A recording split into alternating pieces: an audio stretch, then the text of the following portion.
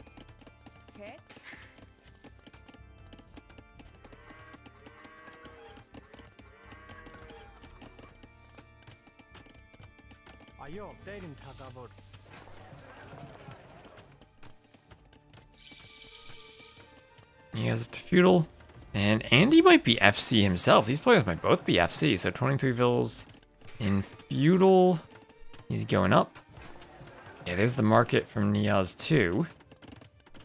Market blacksmith. And I think it is pretty smooth for Aztecs to play FC and just do double barracks eagles. Could do triple barracks eagles. That's a lot more expensive though. I think opening double barracks in a monastery might be the play. Then you can try to convert early swordsmen. Maybe work your way towards jaguar warriors. Yeah, so both fast castle, Andy slightly faster. The Aztecs, I'm sure, will want to get the relics as quickly as they can because they do collect... Oh, where's their bonus? 33% more gold from the relics.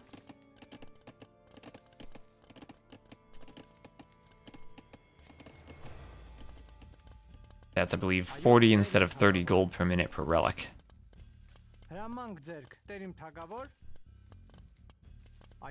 So you get all three, that's an extra 30 gold per minute.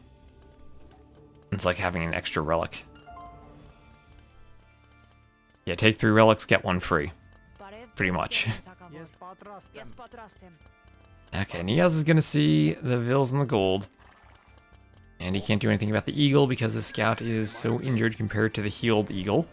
And vills going forward, will the eagle see them going forward? Yes, it will. There he goes, NeoZz good with his scouting. And this is going to be a fortified church. So fortified church from Andy. NeoZz is going to send vills and look to vill fight.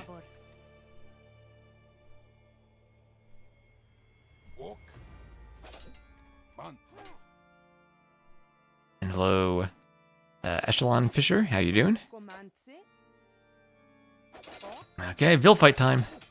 NeoZz does not want a fortified church on his doorstep. Does he have a barracks? No, he does not. It's just going to be vills.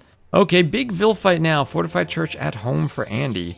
And forward here too. These things go up so fast, all these vills might not even stop it. Might get some vill kills, but yeah, these things, they're insane. You cannot stop them with vill fighting. So it's garrisoned.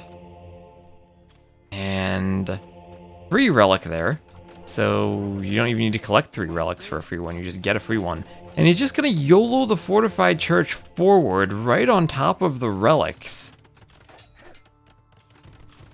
NeoZz is gonna try to wall this in. I don't know how long those walls stay up under fortified churches.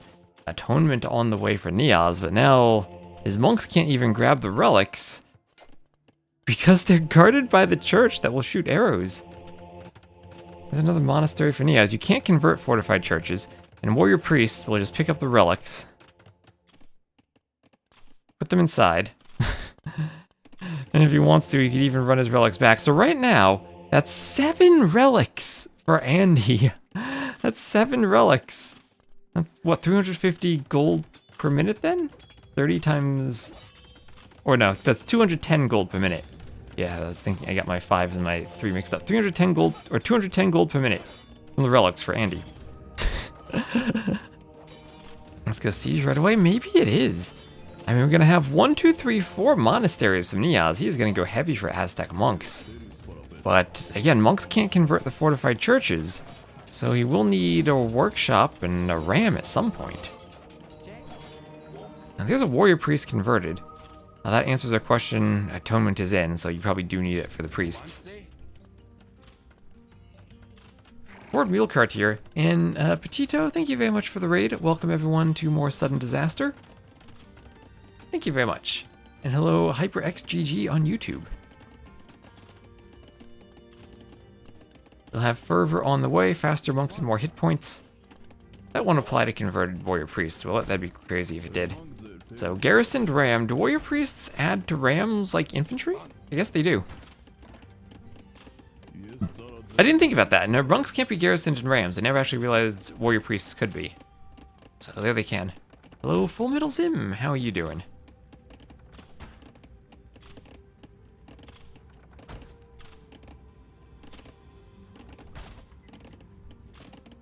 Staying hydrated, and we'll have atonement on the way for FreakinAndy. And Anthony, hello. As monks come forward, there is a jaguar going for a villager. Jaguar going for a villager as the monks look for a conversion. The ideal situation for NeoZz would have been the Vil gets converted just before the Jaguar kills it, so the monk would use monk juice. But here is that atonement paying off, as NeoZz might grab a conversion. And that monk was not actually converting anything when it was converted. If your monk is converted while it is attempting to convert something else, it loses all of its monk juice. Whereas if it is converted and it's not trying to convert something else, it keeps the monk juice. Weird quirk with monks. So that monk does garrison in the fortified church. Still 7 relics for Andy. He's pulling ahead in res collected now. What was that 1k relic gold for him? Devotion on the way. He's going to be devoted. And he's going to ram the monasteries. And kill the Vils with the warrior priests. Honestly, Andy is close to a point where he could do a couple more rams and go for the TC. This is looking kind of grim for NeoZz. I know he just had the score lead. He's forward with monks, forcing conversions, and then deleting to go inside the walls. But monks are not going to destroy a town center. And Andy can run around with the mule carts and try to get away. So both players ignoring their own bases and going forward. But I still think this is maybe better with the warrior priests for Andy than it is for NeoZz. He has 7 relics still. Needs to market as he'll soon have nothing but the relic income. As these Aztec monks continue hoovering around. Now this is the most hoovering you'll ever see. Remember, monks are broken now, so you can't charge a group and then swap targets. Have to target all individually. I think NeoZz might have just wasted a bit of monk juice there. Really important to make sure everyone is individually hotkeyed. A couple of monks in the back that can be converted. These monks get one. Again, he wasn't chanting. More monks coming over. Oh, another conversion. One conversion over here, but so far NeoZz getting pretty lucky with conversions. Converted Vil will fight. And so far, so good for NeoZz defending against the Rams, but he himself has no way of pushing and grabbing the relics from those fortified churches. Those buildings are just too strong.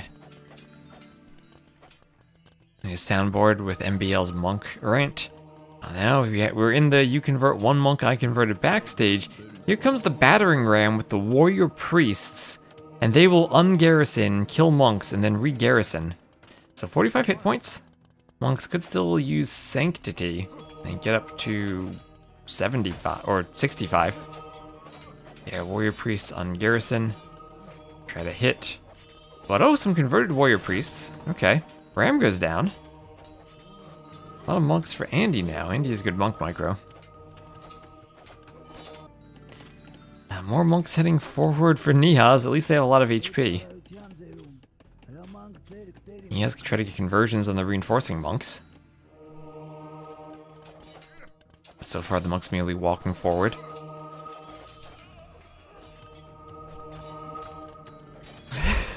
Yes, we have more monk conversions back here. Yes, yes, yes. Monk wants more conversions under the TC. Andy's just going to throw up more fortified churches wherever he can. These things are insane. They're cheap. They're only wood. They go up quickly. Then he can garrison and shoot down the monks. So NeoZz may be overstaying his welcome in the back of Andy's base. And he's still down by 1k resources collected, 2k of which is relic gold. Yeah, this is peak clown for sure. They took the skirmisher map and turned it into a proper map. Does it have a conversions tab? They're on the stats. They're on the stats. Well, we can see the number of... I don't think they're down here, but they're in the endgame stats. So we'll check them at the end. So here we are. More conversions on the way.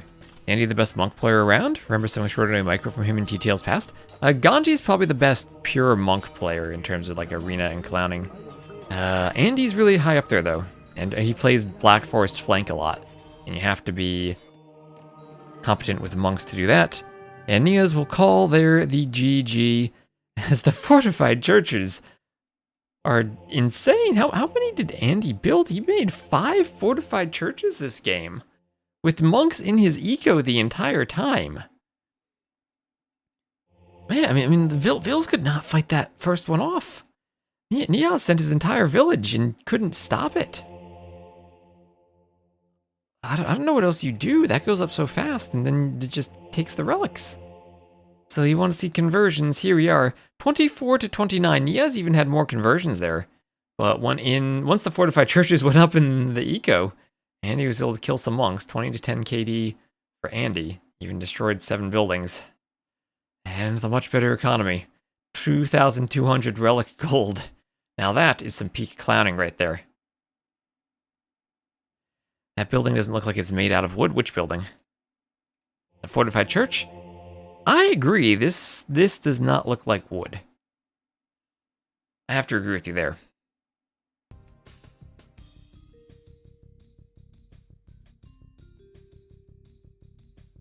Alright.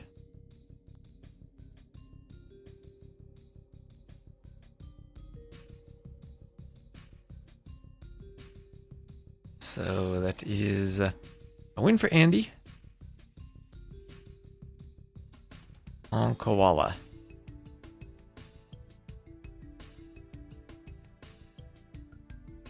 But much higher civ pick for Andy. Very last pick for NeoZz. Yeah, the monk infantry civ of the past versus the monk infantry civ of today. That's one way of looking at it. Well, we'll see what map NeoZz picks next. Are they started already? They are, and the map shall be Acaray. Map shall be Acaray.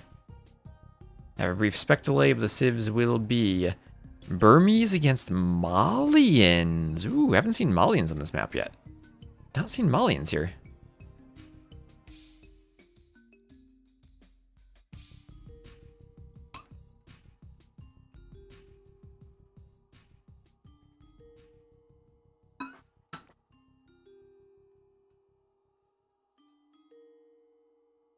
Go Malians? Are you a Malians fan, Full Metal Zim?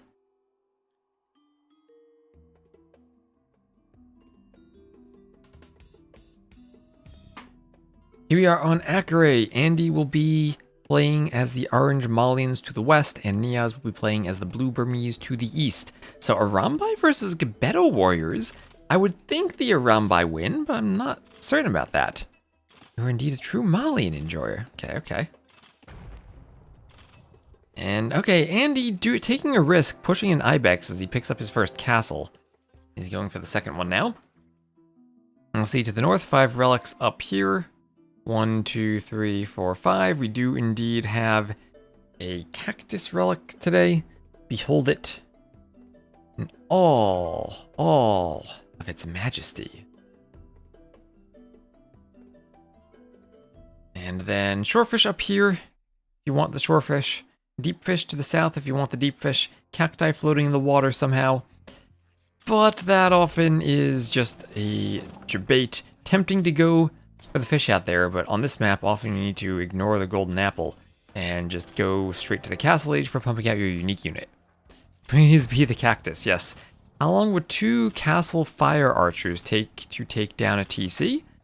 That's a good question, and also an it depends question, because the unique tech that the Wu have for the fire archers gives them burn attack against the buildings and makes it go down faster. And I'm not sure how you prioritize numbers versus the unique tech, or even if you could afford the unique tech on this map. That's an interesting question. I'm not sure if you'd ever actually get production and not fight the unique units in time to hit the TC. We've seen fire archers on Ring of Reeds before. Not as much on this map, although maybe it's an option if there are lots of civ bans. And get it deep in the civ draft. I don't actually know how long that would take though.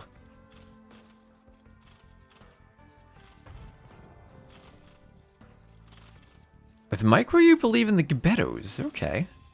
Let's see. I mean, for Gebetos, Andy will need a barracks because he is going to need squires and also arson if he wants to destroy buildings. He could think of destroying the TC with Gebetos. And NeoZz could think of destroying the TC with a Rambai, but not the force of destroying buildings they once were. And gift him 5 subs if he does.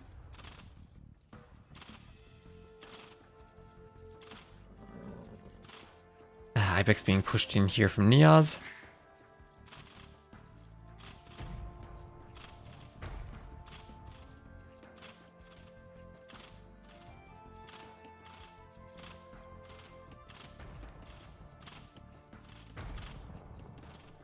And hello, Beba Cakes. How are you doing?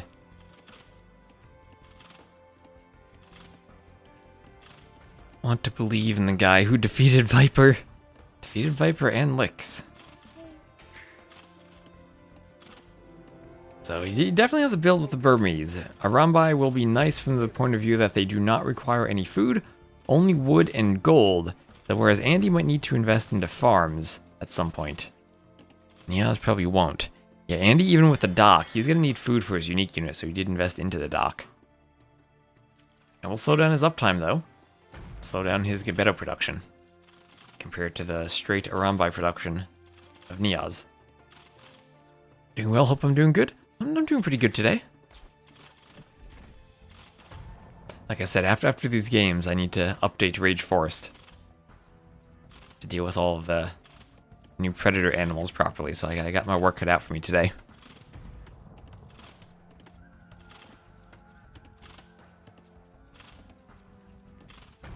It's now being pushed in here from NeoZz, and there it goes. Under the TC, safe and sound. Arambai and Gebeto have only 10 HP difference without bloodlines if Gebeto get all attack upgrades. Only 10 HP difference without bloodlines. Interesting. Because Gebetos are usually pretty weak and fragile, but with a high attack. I guess Arambai are the same way. You'd usually think the Cav unit would have more hit points, but maybe, just maybe not. So we see more wood being collected from NeoZz. He's going to need a blacksmith and a market to go up. Scouts fighting in the middle.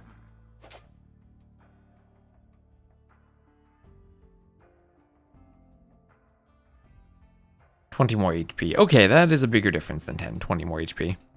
I haven't seen Kuman Rams work yet in this tournament. I think it's really predictable if you go Kumans, because the only thing you can do is the Rams. You're not going to have second TC, so you have no eco. So Andy prepared to go up to the Castle Age, Loom and one villager. Or one villager then Loom queued up at the TC for Feudal.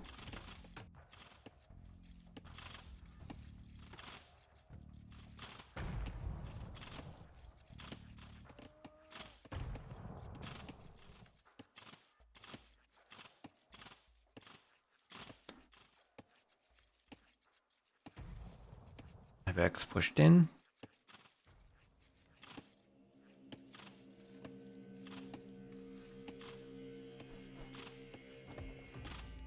And taken by the Vills. There's Andy up to the Feudal Age. And then we'll have a forward market. Market and blacksmith on the way.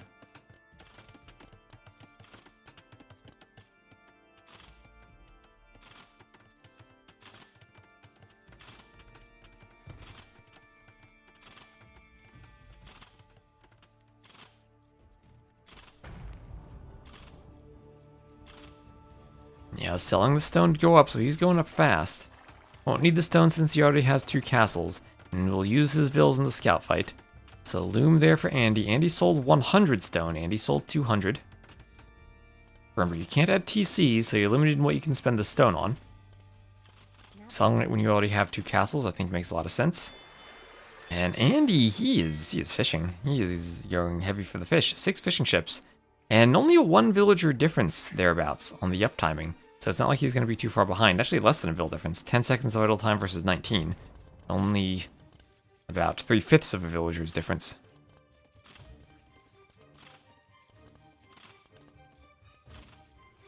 And he's selling stone.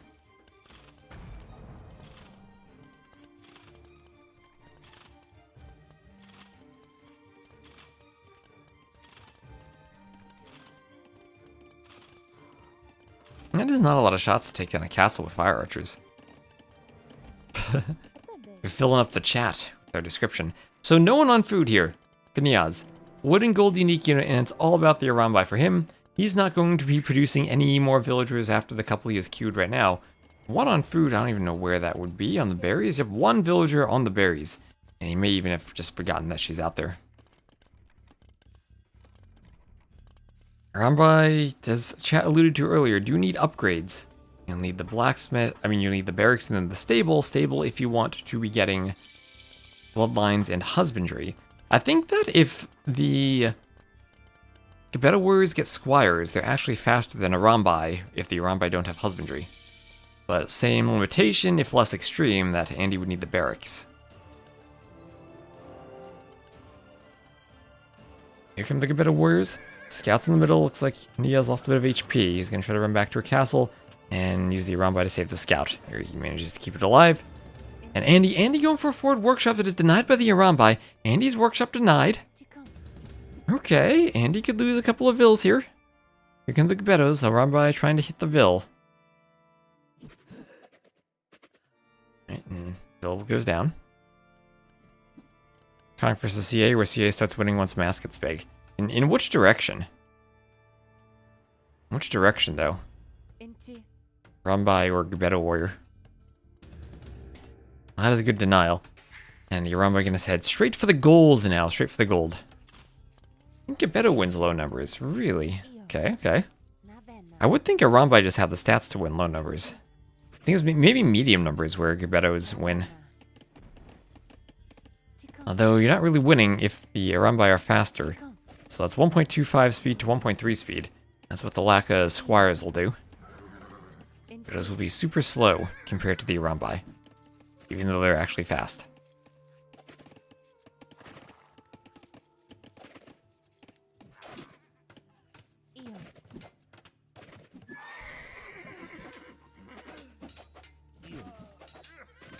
Vill's going down to the Arambai. The Arambai are trapped in on the wood line, but the Vills are trapped in with them. And now they'll try to take the Gebeto warriors. Oh my gosh, the micro from NeoZz. Houses do not have much HP on them. Might not even be trapped. He has a hole there. Well, that was some good Arambai micro. He's going to have more Arambai coming from behind, too. And all of a sudden, 25 to 24 eco units when it's 14 vills, 7 fishing ships for Andy, 25 villagers for NeoZz. So there go the Arambai down, but here comes another wave onto the gold mine.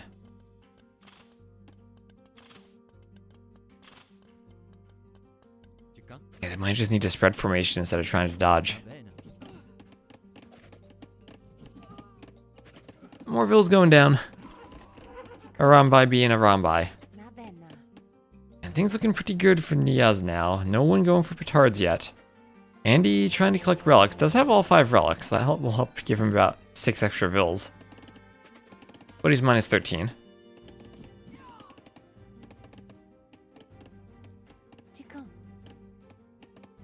Losing some Gebetos too. Arambai get a vill.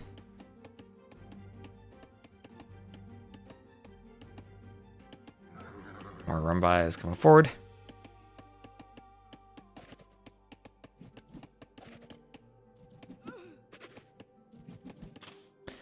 Looks like we're not winning at all no matter what.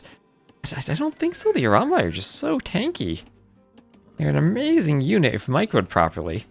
And proper micro is what NeoZz has given us, no doubt about that.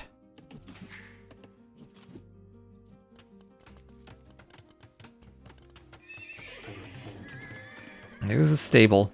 So husbandry and bloodlines could be in the cards now. It sucks that they're so inaccurate. At least they get the monk.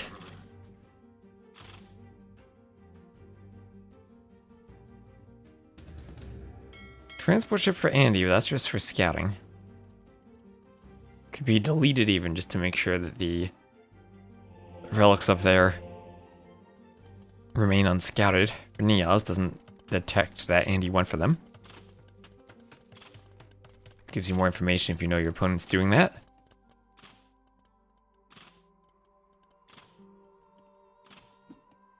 Husbandry on the way for NeoZz.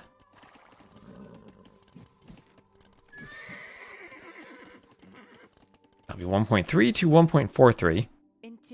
And Gebeto's 1.25 with squires, it's 1.38. Or 1.32, something like that. It's faster. 1.38 probably. So here they are, they can't hit any of the Gebetos. Can't hit them, but eventually take them out. There they go. Oh, but we have 6 petards. We have 6 petards. All right, Andy brought all of the Arambite to the bottom right, and now he's going for it. NeoZz needs to realize that he needs to block, and he's walling. He's walling. He realized what's going on. He's getting the houses up. He's doing more houses. The Arambai are almost there. The Arambai are almost there. The walls are here. Petards going through the houses. 5 left for the TC, and they're taken out. They're taken out. Not a single scratch on the TC, and Andy will call it the GG. All right, Andy went for it. Didn't work. 38 to 10 KD for NeoZz.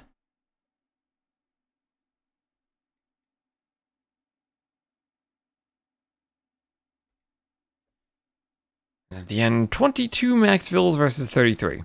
So, good job, NeoZz.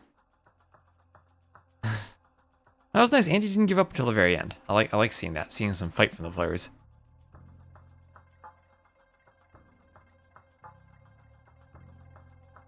So that's 1-1.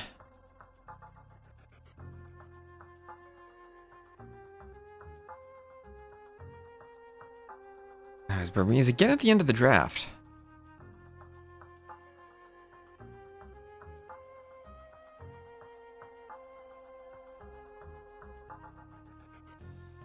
GG, and hello Jafar, how you doing? Seeing Petard's queue excite me so much after the 3-pop win, after the 0-vill win. Agreed. Agreed very much.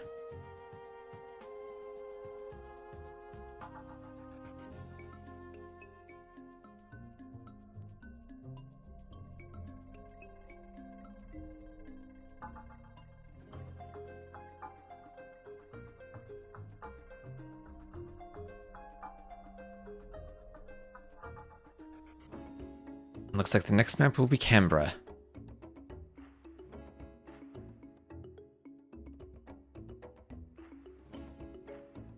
Charge to do more damage to units too. That is the Saboteur, actually. You'll see them in the Genghis Khan 6 campaign. They do more damage to units.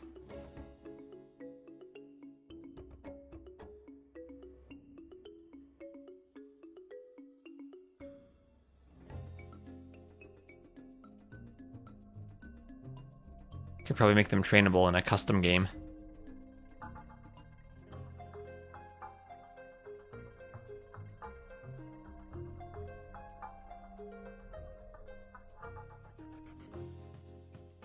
Great, enjoying these sudden death matches? Glad you are, because I am too.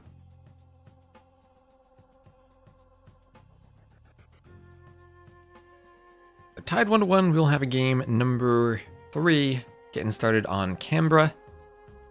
Let me check the civs before we hop into it. If I can do that on the dashboard, there we are. Civs will be Portuguese and Persian. Portuguese for NeoZz, Persians for Andy. Interesting. Really enjoy how different these strats are compared to typical tournaments. How we get 0 villagers and a win. I'm enjoying that too.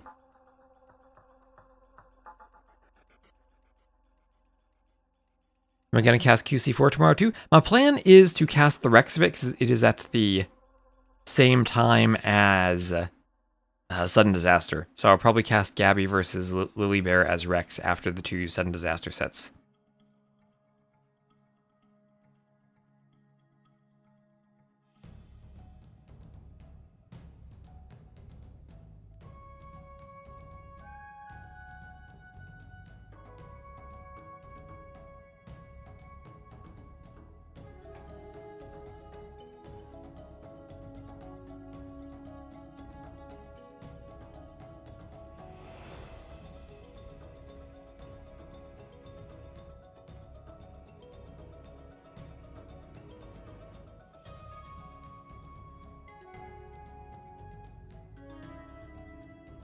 What am I thinking about on Discord? Misty's pinging me.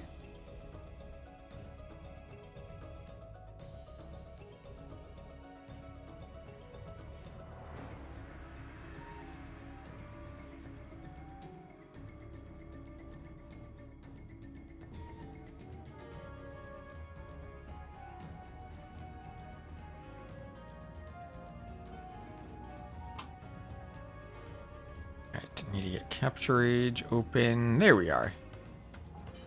Sorry for a second. There we are. All right, so we are in on Canberra. It'll be NeoZz as the blue Portuguese to the southwest and Andy as the orange Persians to the east. Alright, so we'll have one shorefish at the end of the river for each player, and then the big deep fish 30,000 food right smack dab in the middle.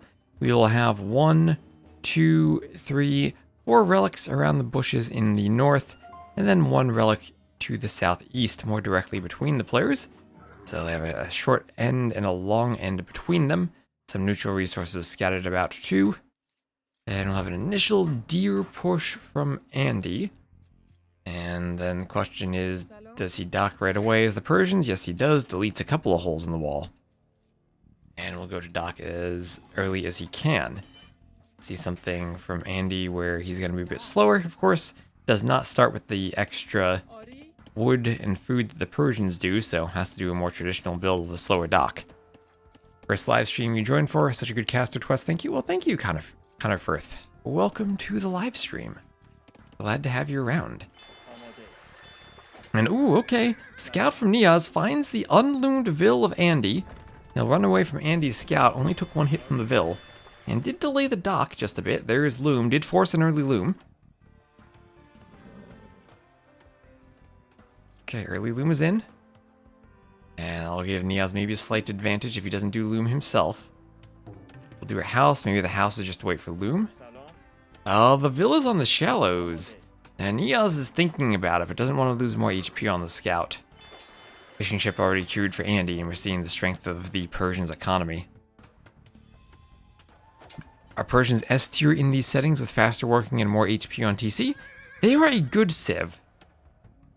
I don't know if they're S tier though, because a lot of these matchups go to monks, and the Persians do not have good monks. So in terms of their economy and their TC bonus, some of the strongest you can get for, or strongest bonuses you can get for sudden death. But in terms of their army composition, actually quite weak. And you'll see them on the hybrid map, so they can go fires early on and use the production of the dock. And that'll be the Persian advantage, being able to produce the fires quickly early on. He is also going for a bit of a block over the shallows. And he leaves a tile behind his dock. He can go back and forth. Probably always palisade that eventually if he wants to.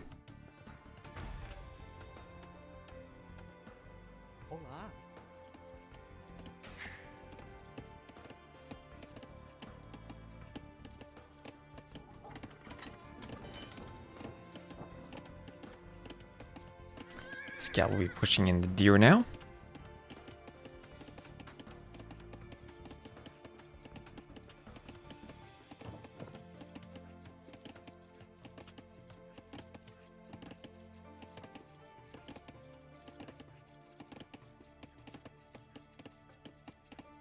And in it comes.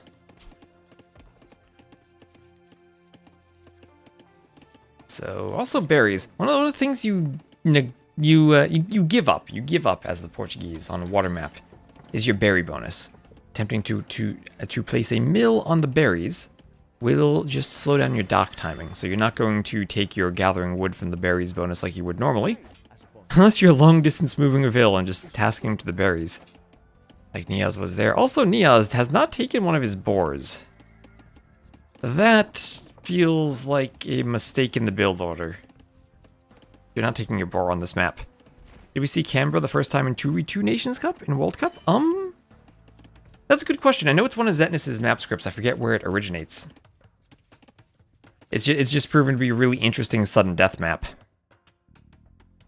which is why we've been seeing it a lot recently. Ooh, sheep could be stolen or killed by Andy. Do you think it's a one boar map? I don't know. I mean, he had a super well-practiced build order for Acaray. But here it feels maybe a bit sloppier, unless he's gonna fast castle and take the boar later. There he goes. Just taking it now, but that feels like it has to be a mistake.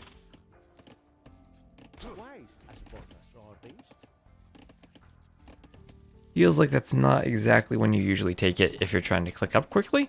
He has almost 500 food and hasn't taken the boar. And usually if you're gonna be fighting over water, you take all of your Vils off of food and put them on wood and gold. But maybe he will try to fast castle. This might be a fast castle with the Portuguese, and he will go for a second dock, ready to plug up the canal if he needs to. Palisade base with an open water exposing the TC. Exposing transport ships for crazy castle drops. He was busy and didn't think about it for a while. Maybe.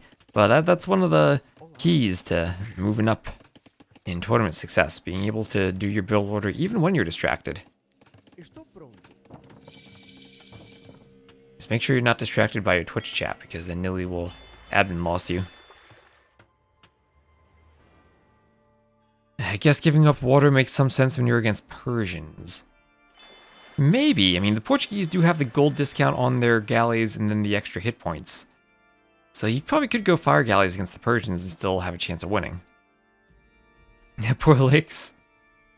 Ah, poor Licks. Indeed. That was not a well-handled situation.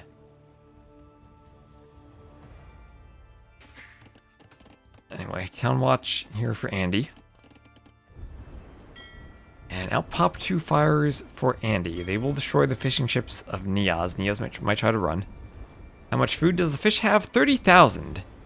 And the game is over well before all the food is taken. This fish will never run out. Your shorefish will. They're just standard shorefish with 200.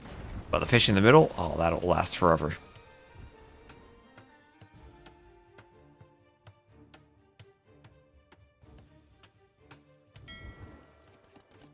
And double bit axe there for NeoZz. Yes, he will fast castle, but fast castle without his fish.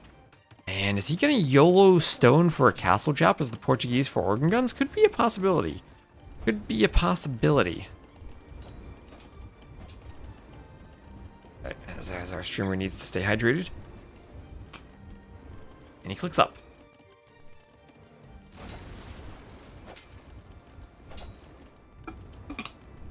And he's trying to demo the fish. Fish scattering for Andy. Maybe some could be repaired even. Organ gun versus elephant? I don't think Andy's gonna go elephants. As much as we would love that.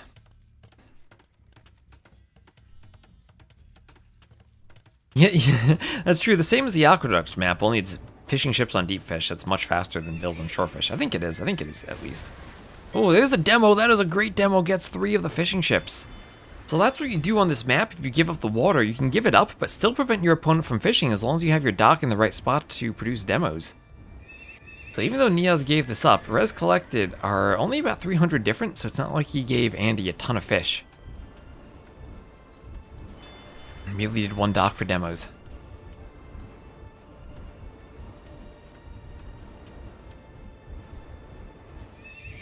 And Scout Cav on the way. Scout for NeoZz is in.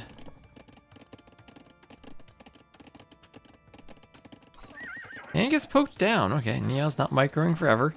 And Andy forward with some spears, with some scouts, ready to stop a castle drop. Castle, where is NeoZz gonna go? Might have to go for the middle. 3 scouts out there. A spear. And he wants the louch wall. Gets it. And now Andy's sending his vills forward. Vills and spears. And this is, I think, actually the key to stop the forward YOLO castle drop. 1, hope your opponent doesn't do loom. And, oh, NeoZz didn't have loom. And 2, add in the spears. Spears will stop the vills. So nice wall there. And it's gonna have to be a castle at home now for NeoZz. He wanted to go forward, wanted to be aggressive, but it has to be at home. Has to be a castle at home. As the vills and the scouts keep fighting, house gonna go up for NeoZz. He'll try to wall this out. Don't know if he can start this one. Fire galleys will come over, singe the vills on that side, force the castle to be delayed even a bit more. And Andy trying to do as much damage as he can before it goes up. Pick off any more vills that are outlying. Andy definitely no stranger to vill fighting. One of the best vill fighting micro players the game has as a Black Forest flank.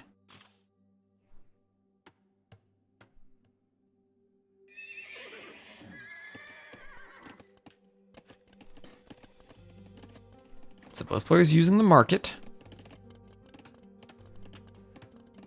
And 21 vills versus 42 feels a bit lopsided. Hello, Lillian. That is true. NeoZz with half the eco. Andy does. 6 fishing ships still on that deep fish. Oh, thank you, Lillian, for the follow. Thank you very much. Glad to have you here. Andy's been around even before the Nobro Inca Vil Rush. And there's Castle Age for Andy. I wonder if this is just a Castle Age GG. Well, no, I guess it's not, because he has his Castle Age himself too. But he's going to be in a very rough spot.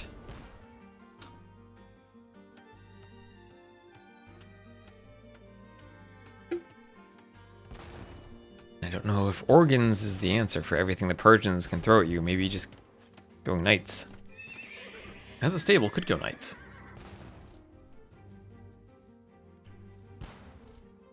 Coming out wants maybe a conversion on the fires.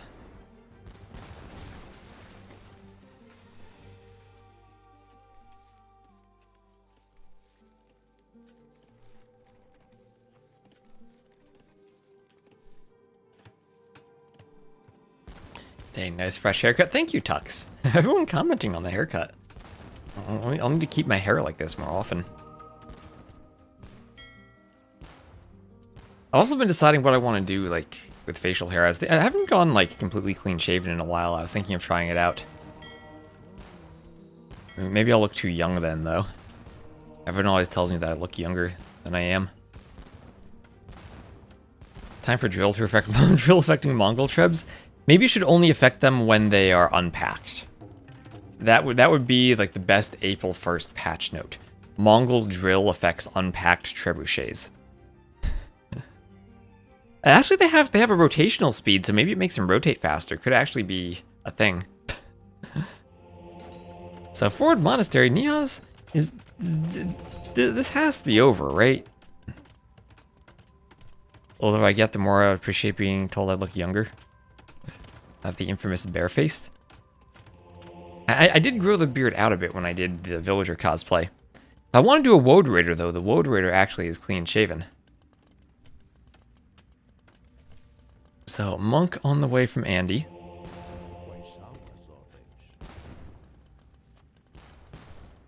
Level bugs we have unpacked trebs would start moving.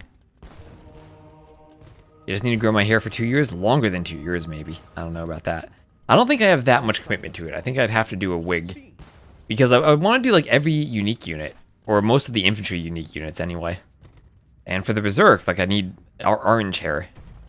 And I can't just grow that. I'm a natural blonde. Okay, well, this is a good number of organ guns. Andy doing what you want against organ guns.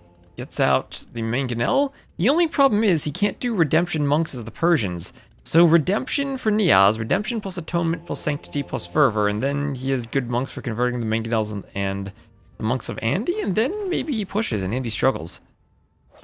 Worth it to try to convert the dock? It could be if you have forward map control, probably not when the light cav are hoovering. Yeah, I'm not going to do the horse. I will do all the infantry ones, though. Now that's far future, though, but at some point. I doubt you can make a good war elephant cosplay. I think I would need to combo with Ornlu for that. One of us can be the front and one of us can be the back.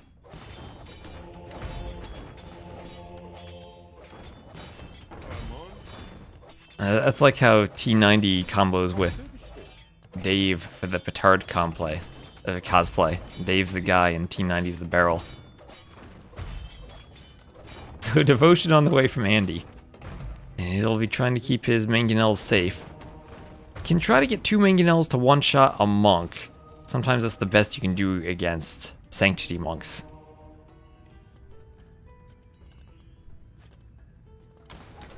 And Andy will be continuing with the light cav. Monks targeting the mangonels. And Andy might just have to go for the double hit. The mangonels took a while to path, but he gets the hit. Gets the other monk. Okay, nicely done from Andy. Lucky there, but he is also devoted. Took a good fight clearing the pursuers. Giving Persians the building set of the Cuman's Tatars. I miss the old Wooloo Kingdoms architecture set where every civ had its own graphics. Maybe we should work back for that. I love doing the turtle ship cosplay. I could take a trip to Korea and just maybe find a real turtle ship someday. That could be fun.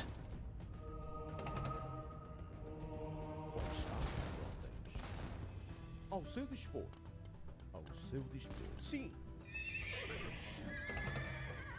Quais são as vossas ordens ao seu dispor? Sim. Sim. Por dentro. My dad was in the Navy, so when I was a kid, we took trips to museums on aircraft carriers and battleships. Turtle ship would be a lot of fun. It'd be a trip, but a lot of fun nevertheless. Okay, this mangonel wants to get some shots on the other mangonels. Andy trying to stay within the minimum range. It turns and gets one. Won't get a second shot off. And here come other mangonels onto the organ guns. Monk's going down. Light Cav trying to fight the organ guns. Organ guns forced back. And Andy doing a great job with the mangonel defense so far. Light Cav to snipe the monks. Mangonels for the organ guns. And he has pushed NeoZz back yet again. As long as you're not one of those winning the ores. He has not made a TC in a while. And that is a good thing. They did not mess up the lobby settings and forget sudden death. But yeah, that is a lot of idle TC time not making avail. That is a Duduzu-like idle TC.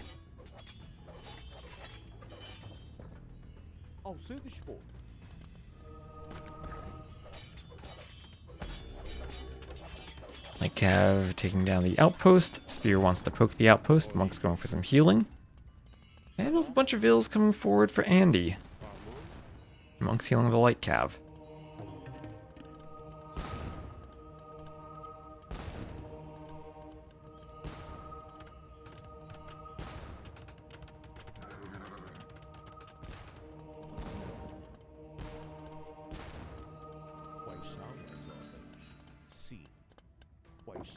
And they'll jump the monk. We'll have chain barding armor on the way. And a forward castle from Andy. Let's go forward castle. And this is looking tricky from NeoZz. He has petards though. He has petards. Andy is walled up here. Could NeoZz do something? He has a transport ship. He has petards and he has a transport ship. And he is gonna go for only 2 fire galleys. If Andy pays attention, he can block with the fishing ships and use the fire galleys and then wall off, and he should be safe from this. Keyword being should, because as much as players should be safe from petards, they never are. There's a castle from Andy. So I think that's 11, and then he'll probably lose some. He might need to put 20 petards in the transport, and Andy is going to send a villager forward and will dock block the canal. He is not going to let that transport send the petards forward. You're right, Andy is the Persian TC. That is a lot. But you know what he could do? He could do a castle drop. He could, he could do this. He could go forward, use the petards to destroy the dock, then transport forward, drop here, use the petards to clear space for a castle drop, and then drop the castle. Now that's the play. That's the play right now. It's the only play, but it's the play. 20 out of 20. Oh, redemption. Oh, he's got an even better thought. He's going to convert the dock, force Andy maybe to delete. And then come forward. He's going to wall the monk in with a gate. He needs a house. He needs more quick walls. He gets the quick walls up. The dock is deleted. And now it's open. Now it's open. And he's going for it. He is going for it. The Light Cav could maybe stand on the shallows and fight the transport. The fishing ships could block. He needs to get the transport through. Is this going to work? Is this going to work? Andy trying to block. He's trying to block, and he will have to let go. Or he'll have to drop off. There you go. That's the word. Drop off. And he deletes everything. There's the GG. And Andy will take it. We'll take a 2-1 lead. Some demo escorts would have been nice. Yeah, I'll imagine that. 1 or 2 demos just to hit the fishing ships, then he goes through. I mean, honestly, that might have been all he needed. 2 demos, and he goes through the fish, and then he drops the castle there. And he was doing a defensive castle, though, so he would have been prepared. He would have had counter rams and petards already queued at home. So I don't think that would have worked anyway, but nice attempt. Nice attempt. You gotta go for it in sudden death. You gotta go for it, as we've seen. And 5-minute difference to castle age didn't make a difference in that game.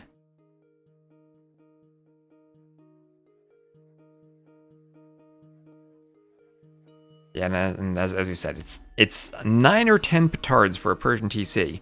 with the double hit points. So it's hard to pull off the snipe against the Persians. You need to dig into your non-petard bag of sudden death tricks, usually. So Andy winning Canberra. That'll be a win for the Persians over the Portuguese. And is this going to be Japanese versus Malay maybe now? Or fish booming on Triple Tunnel? I'll see if NeoZz opts for his home map.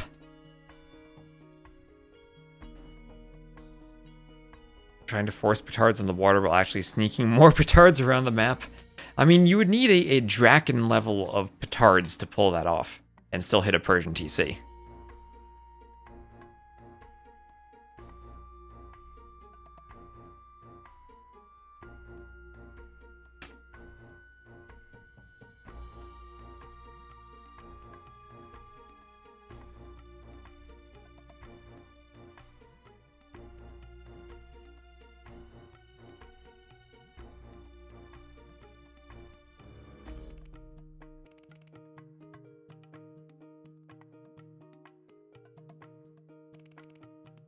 And oh, actually it'll be Ring of Reeds. He's saving Triple Tunnel for the end then. It'll be Ring of Reeds.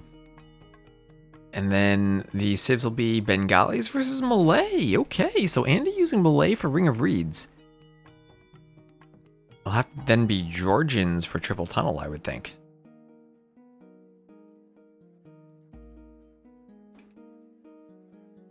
And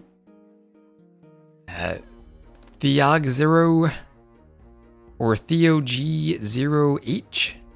However I say your name, thank you very much for the follow.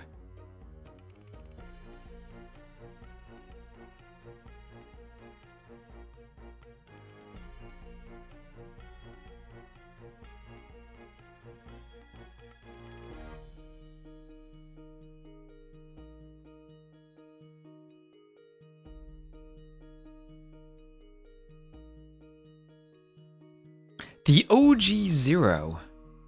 Alright. That is not how I parsed that. Thank you for the follow. You know, you can go into your Twitch settings and change the capitalization of your name. Is this currently live? Yes, it is live. It's alive and kicking.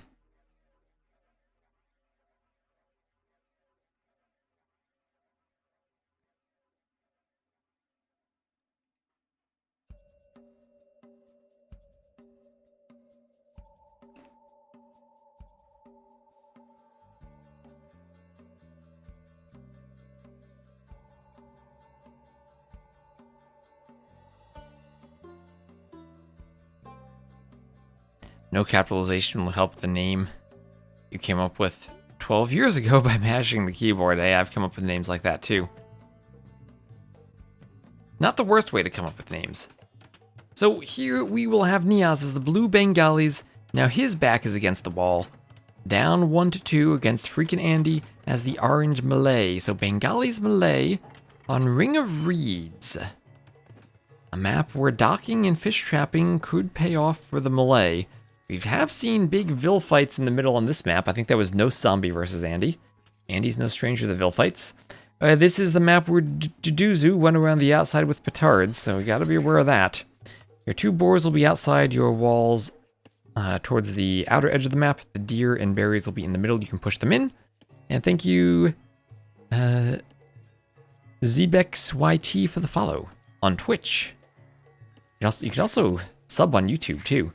As we were very close. We're within, I think, 50 subs of 30,000 subs. We're like 29,950. As soon as I actually upload videos again, we'll hit that.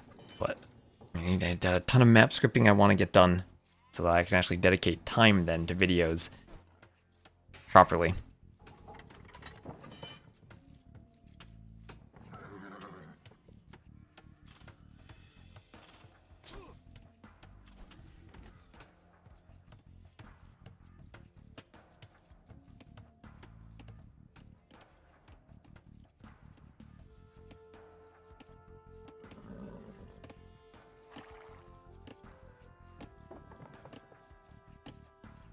So, light calf pushing the deer in.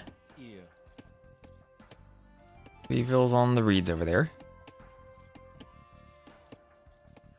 It's no me with the deer push, is it? Hello, Happy the Andy. What do you mean? What do you mean? So, deer's being pushed. NeoZz needs to go grab the boars from the outside. NeoZz late on his boar lures, I guess, a bit. But maybe he just wants 5 on the reeds for the dock. So he'll be content with the deer for now. Is AoE stuff my job? Partially.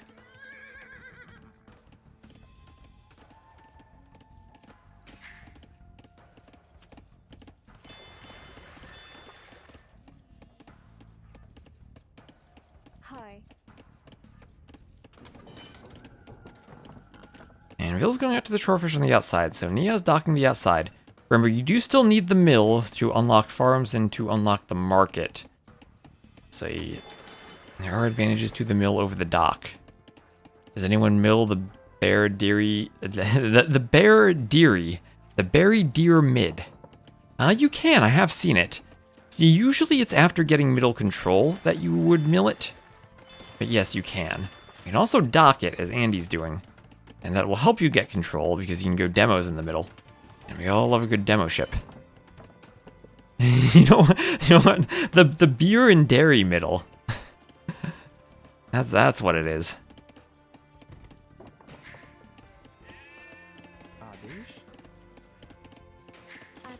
That's what we get when it's been a long time since Red Bull sponsored a tournament.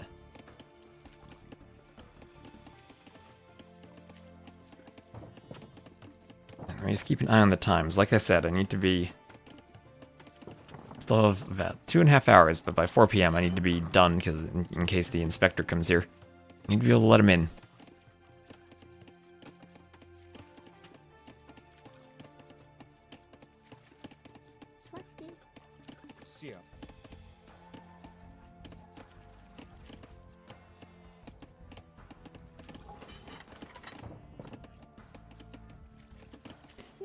Bill's moving out to the shorefish, going to do a mill.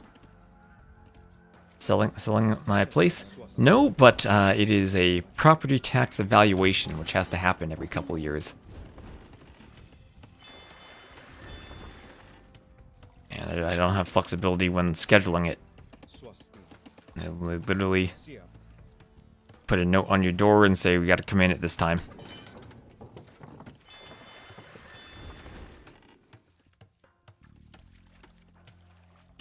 Here's they don't come in. Lucky. I don't even know what the guy's gonna do.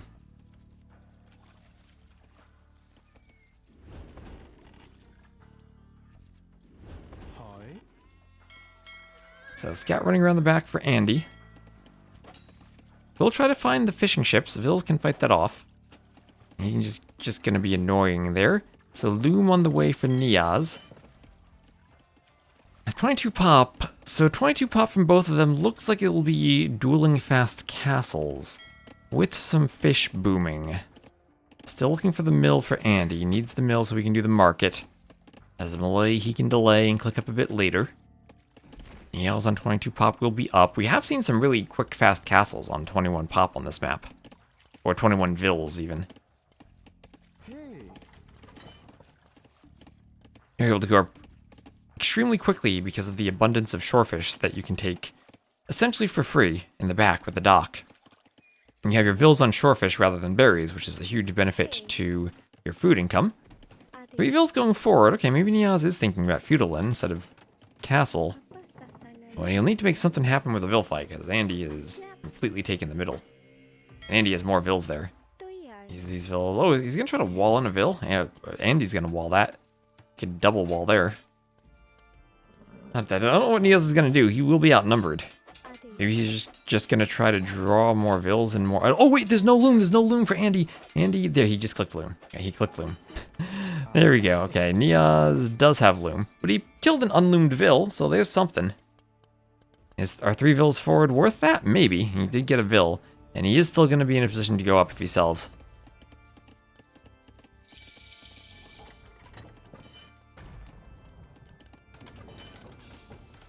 And blacksmith and market coming up for NeoZz on the side. Picking King Viper out of the tournament. I mean, he's still got a chance. He's not out yet. Remember, it's sudden disaster. You don't need any vills. And you win. And with that kill, he's only down 1 vill. To the melee, Market Blacksmith on the way. And he's up to the Castle Age. And does Andy have a mill? Andy does have a mill. Yes, he did it in the middle. And while asking, do people mill the middle? Here you go. Yes, they do occasionally. You're there and you needed to unlock the market, so might as well plop it down. And Andy's looking to wall in NeoZz. Looking to wall in NeoZz. NeoZz will send vills to fight. There is a straggler tree you could hop over. Has to go around the gold. Andy will not quite get there in time. Andy wisely walling behind the straggler. Vill's not trapped in just yet. There they go.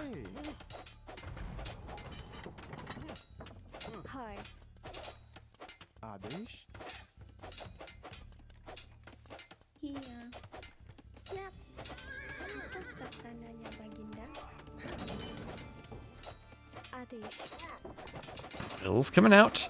So big villager fight. Let's go. Another villager fight in the middle. 10 to 9. And low HP vills for Andy. Where are the demos, Andy? Where are the demos? He's losing vills. NeoZz is maybe taking the lead, but NeoZz is going to be walled in. NeoZz will be walled in. Does not have the stone for a castle. Andy going to send a larger village to the middle. NeoZz will delete walls, but still get walled in.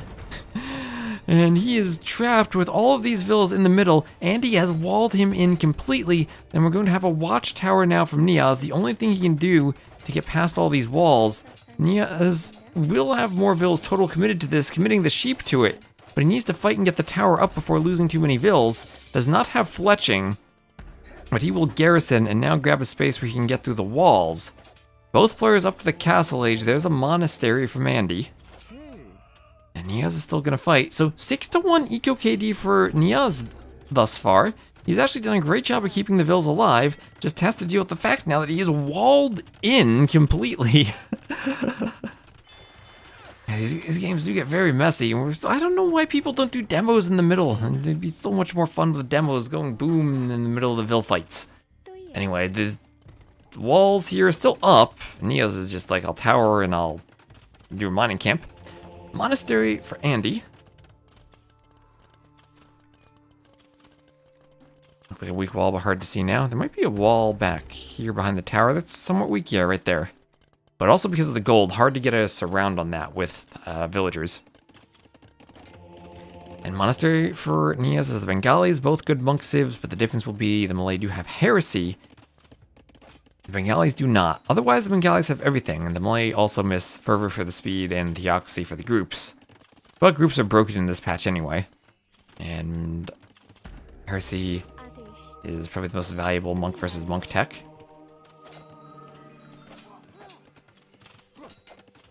So, Vill's garrisoning in the tower for NeoZz. As this wall being finished, NeoZz, he was mining the gold, never actually broke through the wall. But with walls around these two towers and towers covering each other, should be okay. I'll just delete the palisades. And deleted the other ones already, might as well keep deleting. It does scare me that Andy could delete these walls and run petards in, maybe. Second monastery now from NeoZz. Yep, Malay has heresy, the exception of the elephant civs that don't.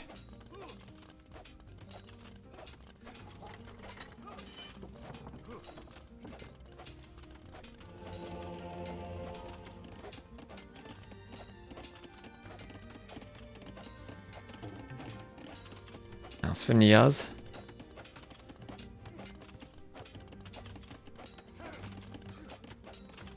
What is it about Ring of Reeds that makes these games so chaotic? I don't know. It's just, people like vill fighting. Maybe it's the fact that your resources are forward, so you get huge villager populations forward like Andy has here. Mines out the gold to get through rather than killing the wall. That's one way to look at it. Monks cannot convert walls, so that won't be helpful at all here. And big risk, high reward. That's true. And he has no eco at home. He's idling the TC. NeoZz is idling the TC. Both players just idling the TC. Who needs villagers when you have stone for castle drops? And Andy going to drop a castle right here on NeoZz's face. NeoZz not mining the stone. NeoZz with a score lead, but I think that is deceptive based on this castle positioning. The castle, thankfully for NeoZz, will not hit the TC, but will be in a great position to unleash petards, to unleash karambit warriors, and wreak havoc along this woodline, that gold, the stone. NeoZz will probably need a defensive castle of his own somehow. Don't know how, but somehow. His monk's out, and he still is fishing on the outside, and still moving around there for fish, but falling behind in resources to Andy. Yeah, any other game mode, and you can build TCs to get your villas back faster. But all the idle TC time really adds up, especially against the Malay player. As a 6-2 Eco KD should be in favor of NeoZz, but he finds himself down 11 vills. Strength of the Malay and their F-tier castles on sudden death. Atonement for NeoZz.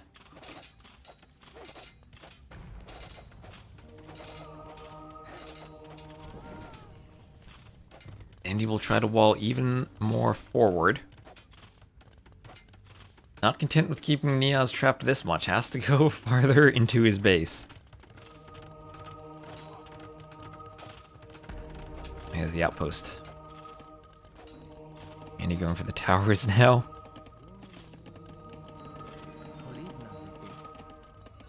Conversions coming in, Andy just deleting so they don't get converted back. And no production from the castle yet, no karambits. No petards.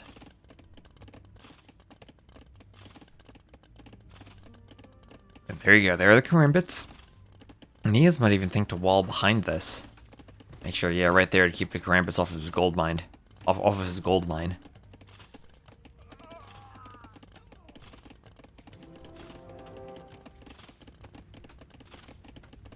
Oh, 3 karambits now.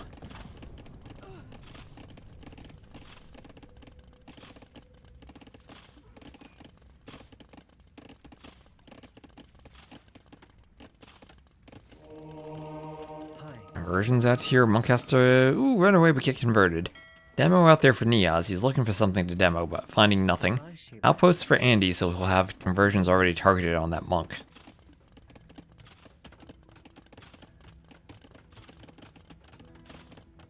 Full karambit to take the TC? That could be interesting.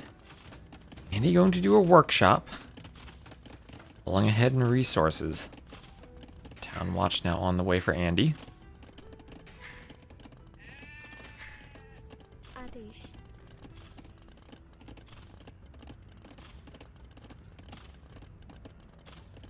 Andy has both infantry armors for free because of the Malay.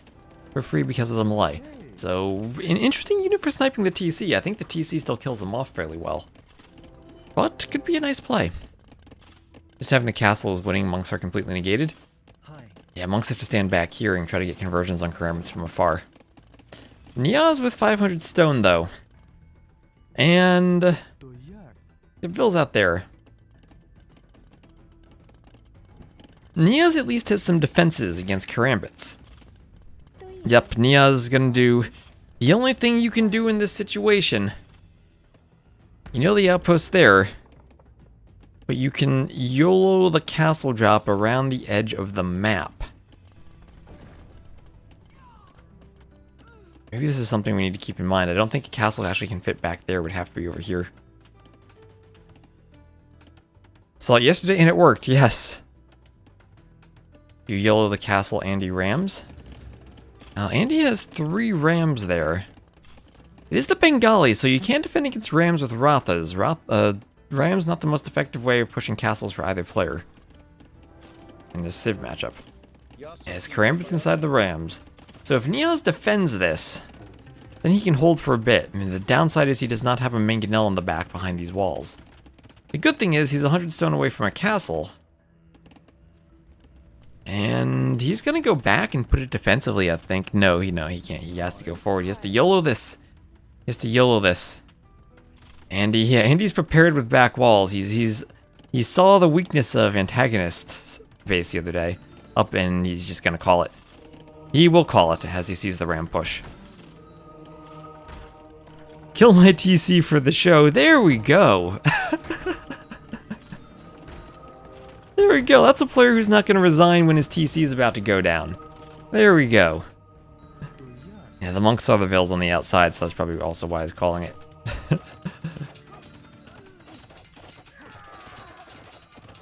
Yeah, NeoZz, he knows how to play sudden death. He says kill the TC for the show. He's prepared. Get a mangonel back here, it maybe would be different. He could buy himself time, but Andy can just make petards at this point. For a moment, I thought those were Ellie's. As a GG, TC goes down, and Andy will go up 3-1. That'll end the run for NeoZz, but congrats to NeoZz for making it to the top 16.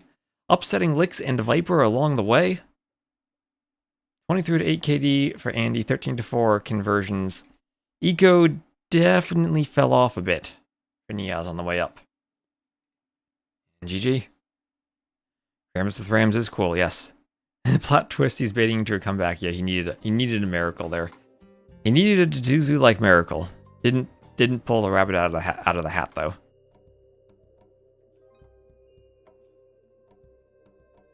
So that's 3-1 as a win for Andy. Winning Ring of Reeds. That was Malay over Bengalis.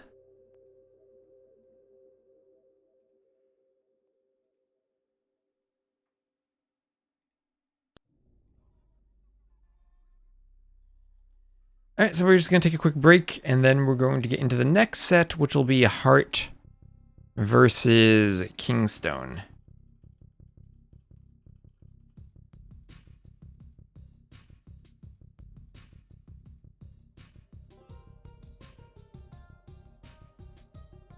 Thing reset here.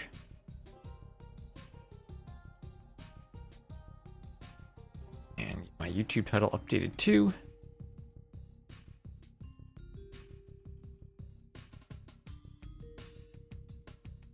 I also thank you everyone who's watching on YouTube. It's nice to have, you know, the days when T90 and Dave and Mem are all streaming, that we still have viewers on YouTube, and we actually have more on YouTube than on Twitch. KingstoNe is from Mexico, yes. KingstoNe from Mexico, Hearttt from Peru.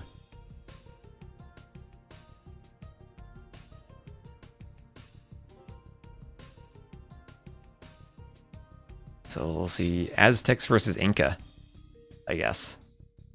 Jaguar Warrior versus Llama Rider.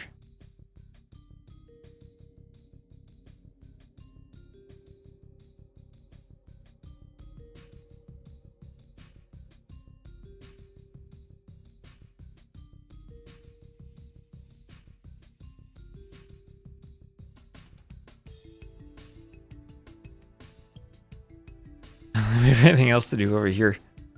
Don't you have, like, jobs to pay attention to? Anyway, thank you all for watching. I'm going to take a quick break myself. I'll be right back. And I'll turn the webcam on while we wait. I know I think it's going to be a good 20 minutes. Don't use that word, the job word. You can be like Coach Z and just say Jorb. Anyway, I'll be right back.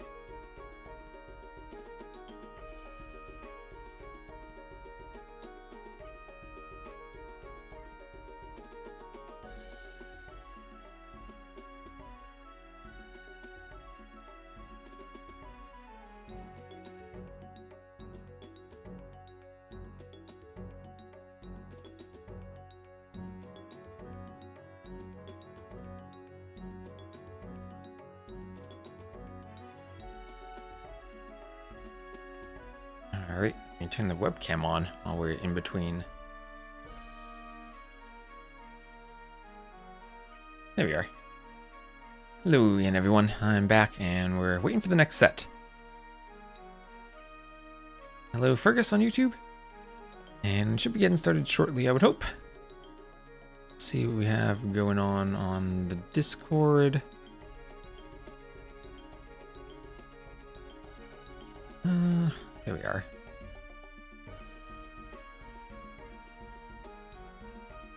It looks like they're going to start drafting soonish.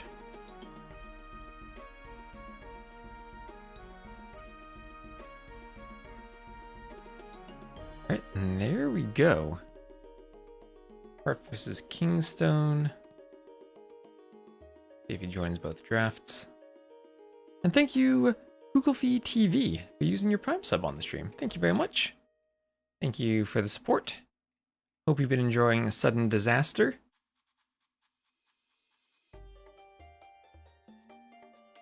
As I certainly have.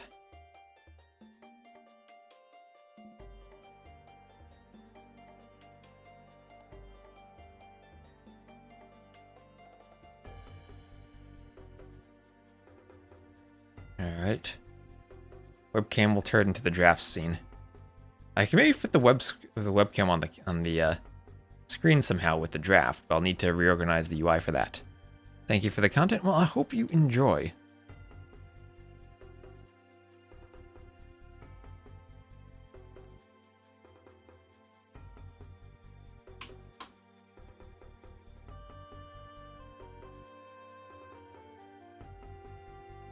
Let me just open my save game folder, clear these previous recs out. Here that we're nice and prepared for the next game. And what do we have on this draft so far? Arena, yes. Wellsprings, yes. This I love this tournament because I feel like every map I'm happy to cast. It's not like we have a map that gives us fire galleys and small ponds. It's every map's a good one. Every pick is an exciting pick, and every ban is a sad ban.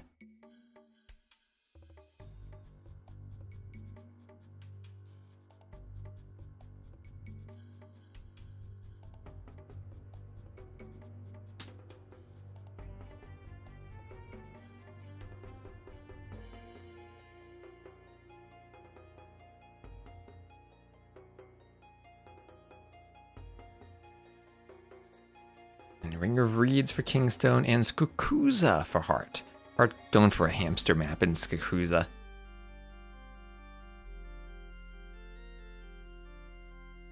Hello, Cognition. They should have forced nothing in the map pool. Maybe we should add that next time instead of Skukuza.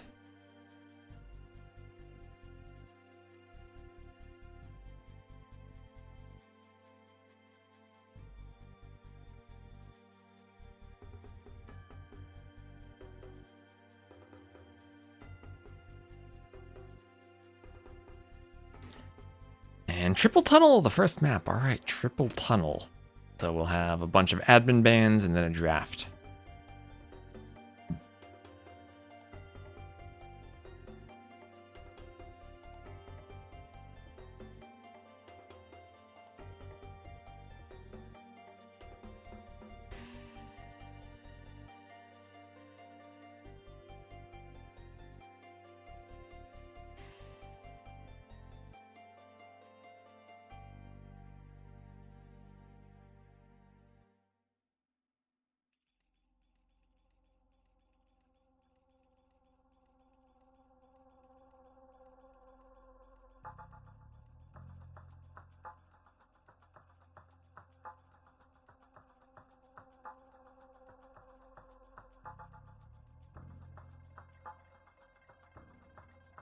Hopefully they get the admin ban started.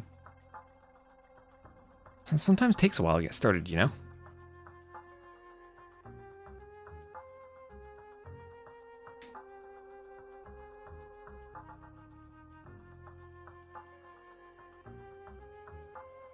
This is where I'm saying we have the pitch clock in baseball. We need the draft clock in AoE 2. More speed between the subsequent drafts.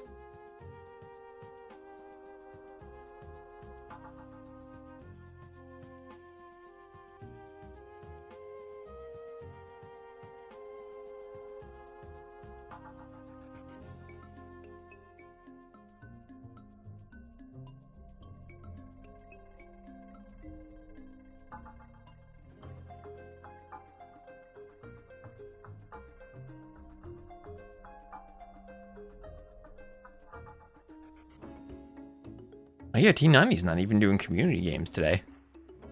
Maybe I'll be back later tonight and do community games after the inspector's around. That could be fun tonight.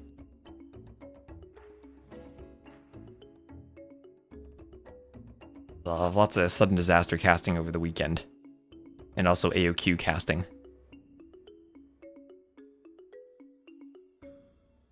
Okay, here we go with the random bands.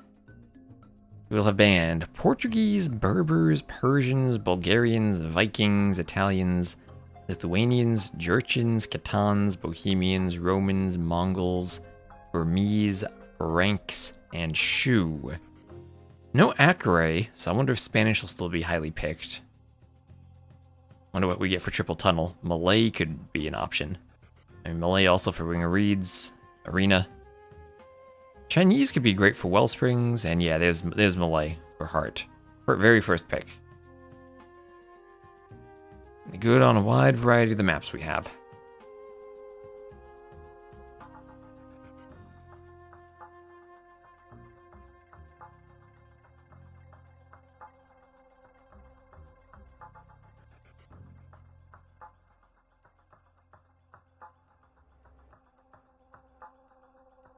And Burgundians for KingstoNe. Interesting.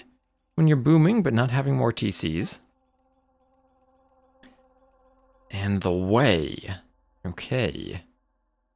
Way have been picked on Arena quite a bit. So Burgundians, you must be making Cavaliers.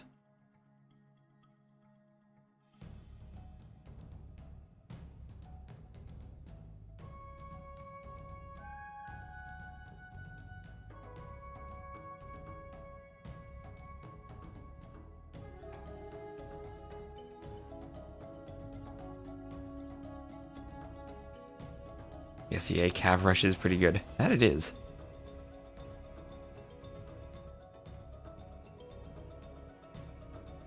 They're Xianbei Raiders. So then Bengalis for Hearttt. Really using his time to think.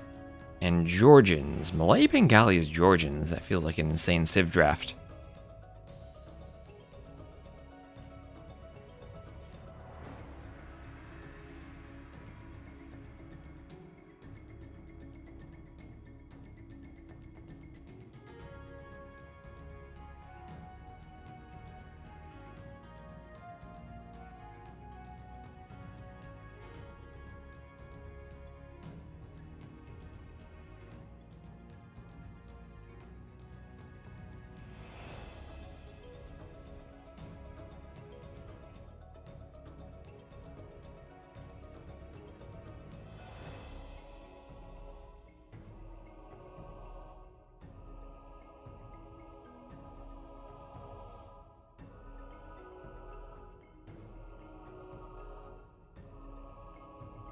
When you think Arena, do you typically favor defensive civs like the Biz?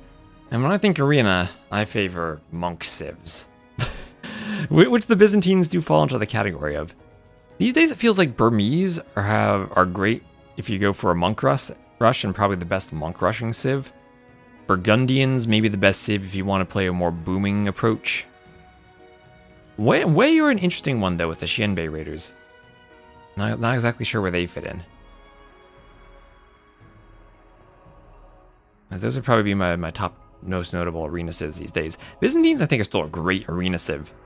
I mean, they have good monks, good skirmishers, and a cheap Imperial Age, which is kind of everything you want for arena.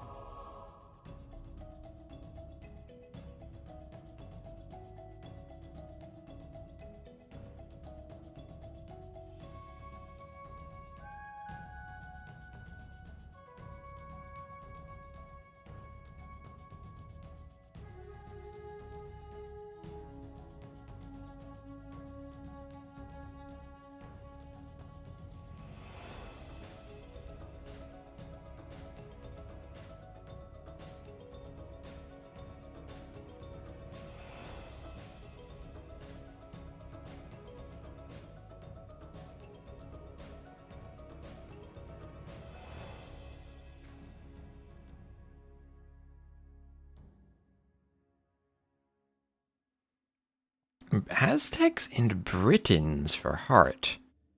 Now that is a curious pair of Civ picks. I don't know if Britons can be played anywhere but Arena. Perhaps Britons could be a counter to the Way? Warwolf Trebs plus Longbows plus faster skirm production? Maybe Arbs?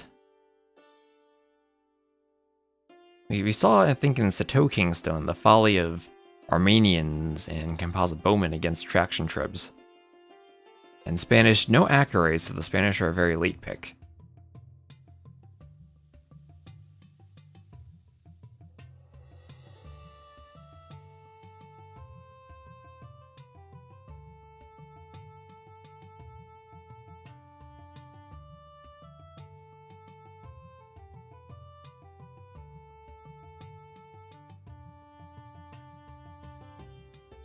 And 2 tins at the end. Alright, get your Teutonic Knight emotes in the chat.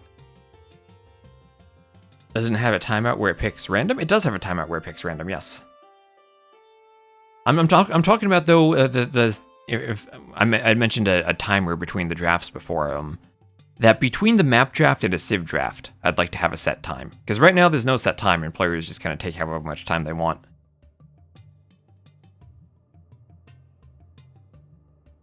Often, well, Imps where the Britons really shine, I think, because of the all the extra range they get, because then it's 2 extra range.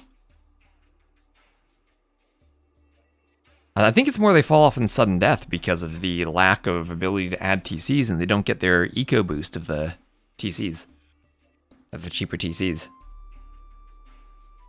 There's still a great 1v1 arena civ. They don't have the eco. They've been power crept in eco by Burgundians and some other civs. Which is why I think we don't see them quite as much as we used to. People go Gallus and try to infantry rush. You'll see them for Skukuza.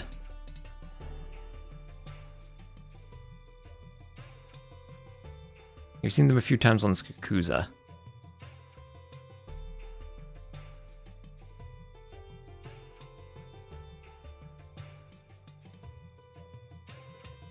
And here we go, just waiting for them to get a lobby, and then we'll be good. So I'm just going to play an ad so that we don't have them during the games, and hopefully we get started soon. Of course, everyone on YouTube, you are special and you don't get the ads.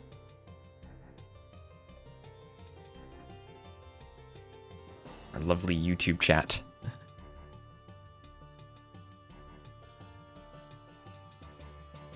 Where people can have the 1, 2, and 3 crowns.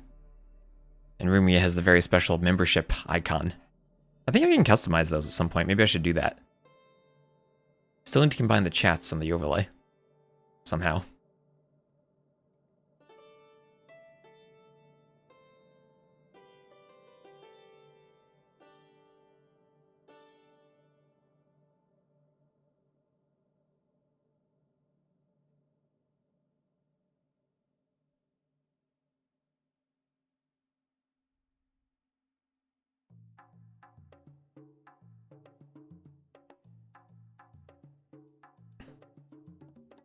Let's go KingstoNe. Hello, Panda Drama. How are you doing? They can sell their stone and get that castle power spike faster. I guess every civ can do that. On sudden death, right? I guess maybe Saracens more so. Doing good. Glad to hear it. Nice to see you around.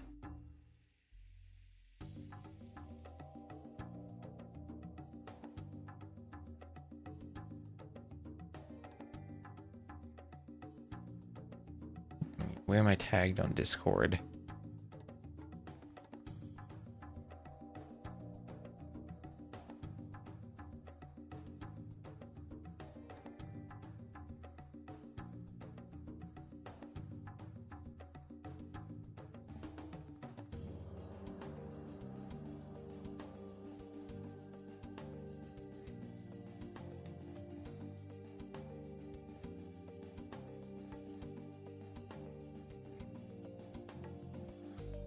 Alright, so ad should be done. I'm still looking for a lobby. Don't think they have one yet.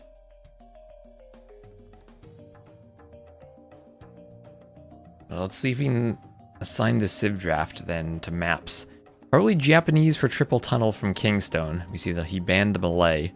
Don't have another real fish booming civ for Hearttt. So I'm actually really curious what Hearttt will use for game 1 on triple tunnel. He could go Britons for Arena, and I say that because I don't know where else you use Britons other than Arena. And it feels like maybe somehow he then splits Georgians, Bengalis, Spanish among the other maps. Maybe... Could he go Georgians for triple tunnel? Don't know where he uses Poles either. I mean, could we have a Teutons Poles Tower Rush on Ring of Reeds, perhaps?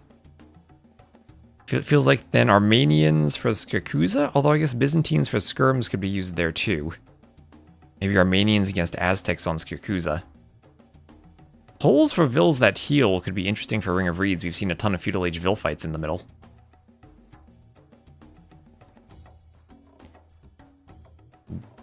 Where sniped off, so Burgundians still could be an arena civ. Maybe the Burgundians could be used.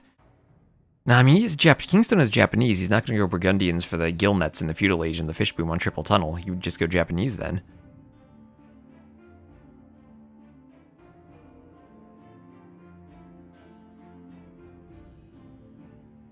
No hideout, so no cutting anywhere with the Khmer. Okay, then we have a lobby. Hearttt hosting.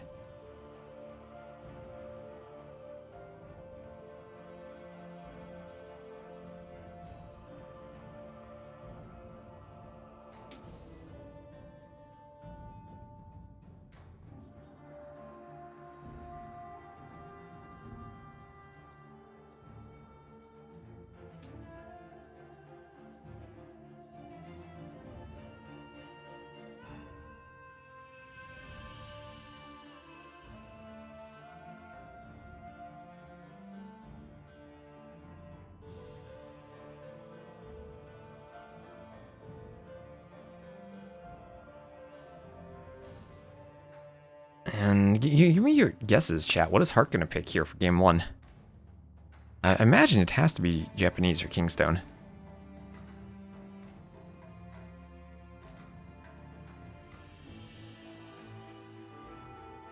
So let's say KingstoNe then plays this Japanese for triple tunnel, Burgundians for arena, Armenians for Skukuza. And that leaves Byzantines, Teutons, Khmer for Wellsprings and Ring of Reeds. I've seen Byzantines on Ring of Reeds before. Just a general all-around good sudden death civ. Maybe fire galleys there could be useful. There is some water at least.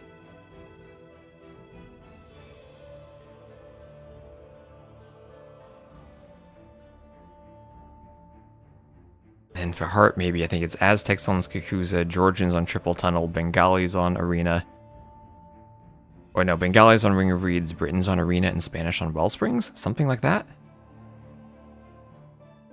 So pick you think Aztecs first for triple tunnel? Triple tunnel's first, the one in the middle is first. That's the neutral map.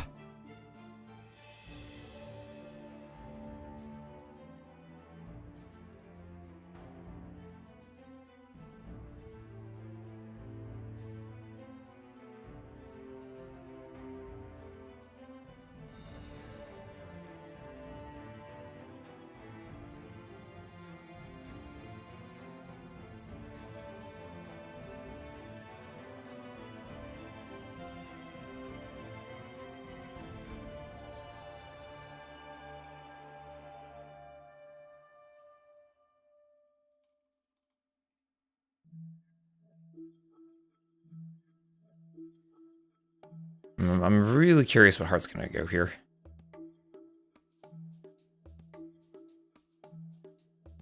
As I said, I do have to be done in just under 2 hours, so if we go to game 5 and it takes forever, I might have to raid someone. Which map is first? I'm Britons for triple tunnel. Could they be interesting here? I mean, you can take the sheep and leave 5 on sheep and get an early fish boom. I'm thinking it's Georgians here. So in terms of elos, Hearttt much higher, 2801 against 2516. KingstoNe picking Cyan. Looks like it'll be red versus Cyan.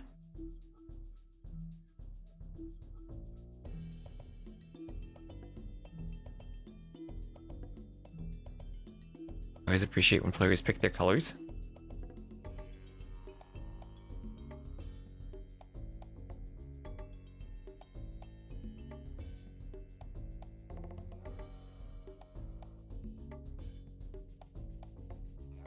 And we are launching. We are launching. Alright. And the civs. We shall have our answer with a 2-minute spec delay. It'll be Japanese versus Britons. So, okay, Hearttt going Britons, maybe thinking they're a counter to the Japanese. So faster working archer ranges, they can outrange their cav archers with their crossbows and pump out a lot of skirms. Good champion line themselves if they need to, or good swordsman line if they need to fight off men-at-arms. Not as good as the Japanese, but they are fully upgraded. Alright, this is interesting, this is interesting. They're not going to have the same eco that the Japanese have if the Japanese get off to a fish boom. I wonder if maybe this is ranges for then some type of forward from Hearttt if he wants to go aggressive with skirms. Looks like an archer map. They're really far apart from each other.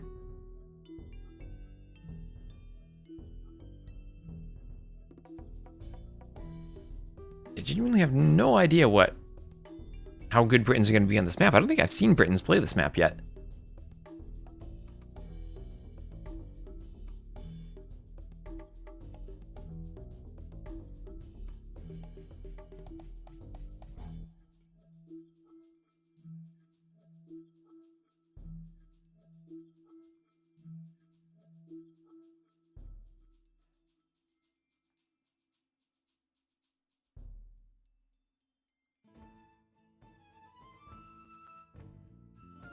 And here we are.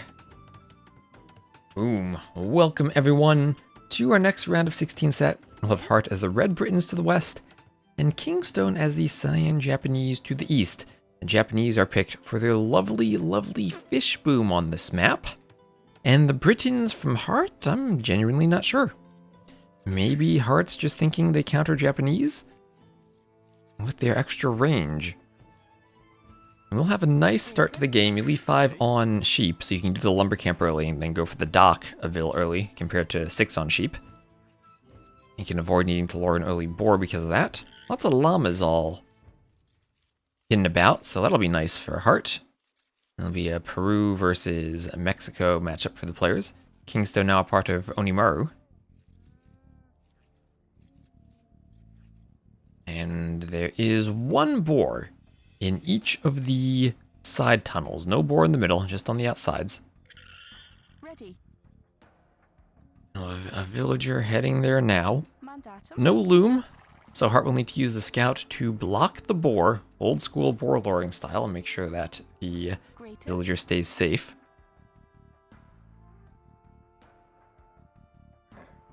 And we'll be looking to bring that boar in. The defendable map, so slow archers don't have to chase much. Defendable map, but you have a lot to wall. And is he going for the boar? Ooh, he'd missed the boar by a tile. Has to scout to find it. Maybe we should have the scout and the Ville split up to scout a bit more on both sides. Oh, don't tell me you missed the boar by 1 tile. Hearttt. Okay. don't pull a doubt and surround the entire thing with scouting. I mean, while there is a forward scout from KingstoNe, could KingstoNe lame that boar? That would be insane. I don't think he's going to go for it. Ready. And nice blocking of the... Oh, not a boar, the javelina. Blocking of the javelina here from Hearttt. As that villager will bring it in.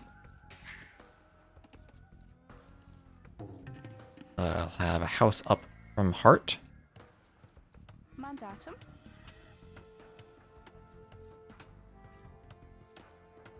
And boars are getting cleanly.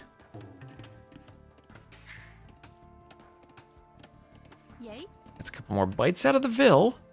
But no, once you get under the TC, no worry, right? You can garrison the hunter, no problem. And yeah, there we go. Everything working out well for Hearttt there. And still has his other boar in the back. Still has both of his boars in the back. Meanwhile, both boars taken from KingstoNe. KingstoNe could go take the one in the south if he wants 3 boars then. Or could keep hoovering the scout around here to deal with the boars. So dock from Hearttt. as the Britons will have 6 on wood. That indicates he really wants to pump out fishing ships. And we'll have 5, 6 on wood, 2 from KingstoNe, as he already has a fishing ship out. And we'll likely do more houses to keep his village not housed. And get a good fish boom as the Japanese. Ooh, I want to see KingstoNe go for the boar so badly. I want to see him take it. But yeah, that would probably be a bad idea this far in the back. Like, he's try to take it, he'd be like gate, all gating you into the TC. We have one little tile of desert terrain again. That always pops up on this map. There's a couple tiles over here. Is that intentional? Maybe it's supposed to be by the shore, like flavoring the shoreline a bit. It just stands out to me, one tile of desert. Oh, the map could also use like the white vegetation beach. If they want to make it fancier. Anyway, KingstoNe's still just hoovering about with his forward scout, and he will be sending a villager. Okay, he'll be sending a villager. Probably not to hunt a boar. Loom on the way, but to do a forward.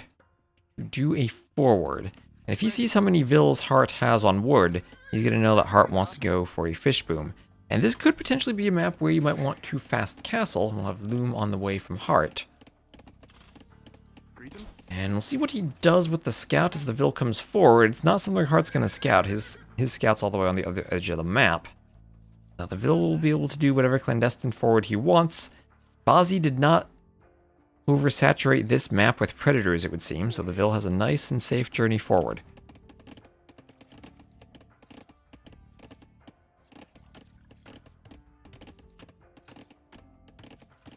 And look at that barracks. Is there... Okay, that's a bush. For a second I thought he's going to get unlucky and the militia would spawn in the hole in the wood line, but nope. Everything's good here. Everything's good here for him.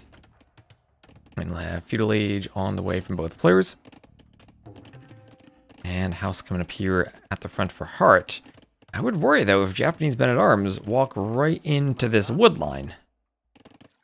Yeah, the only downside for KingstoNe will be the timing on it. Didn't get the barracks up until he'd already clicked up to Feudal quite a bit, but he will at least get 2 militia out. What do you do here? 3 militia and go forward, or do you wait for men-at-arms before sending them forward? It will be 4 or 5 fishing ships from Hearttt, so he is heavily invested into the fish boom, not going forward himself. That's a nice saturation of vills on the lumber camp. And only 3 fishing ships for our Japanese player. Okay, there's the 4th, but not doing as many as our Britain's player. There we go. He's up 3 militia, and now we'll be just in time to click men-at-arms. Just in time. And now, if you're Hearttt, you're seeing the scout is in your base and has stopped. And if you're KingstoNe, you are not going to wait for men-at-arms. You're going to go to the woodline while it's on its way. And, ooh, amazing quick wall there from Hearttt. But now the other scout in the gold mine while the quick wall was coming in. It's going to be a forward range. That'll be skirms. Defensive spear for Hearttt. And that was a quick wall. And quick walls on the other wood line too. Hearttt will have plenty of housing space for a while now. And all those vills are walled in. They'll be able to chop efficiently still. Nicely defended. And it's going to be a forward range. Difficulty of going for the forward range is the Britons will produce faster. Be able to get out a couple of archers and then swap to skirms. We'll see. There is gold being mined here. And will this be archers or skirms? I kind of want a mixture here so you can skirm the archers but also hit the vills with your own archers. Bit less HP on KingstoNe's scout so far.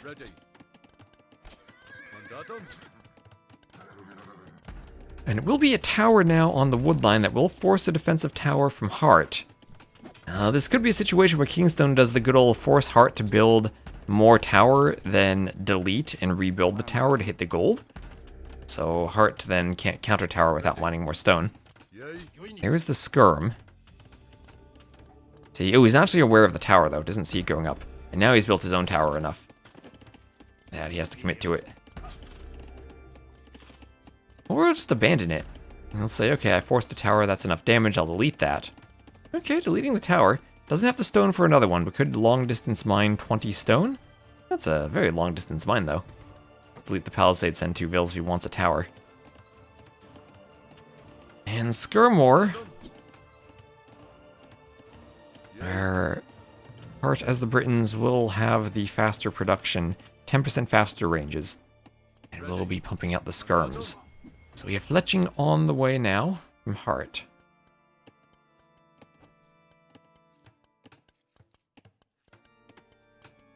As more skirms are popping out.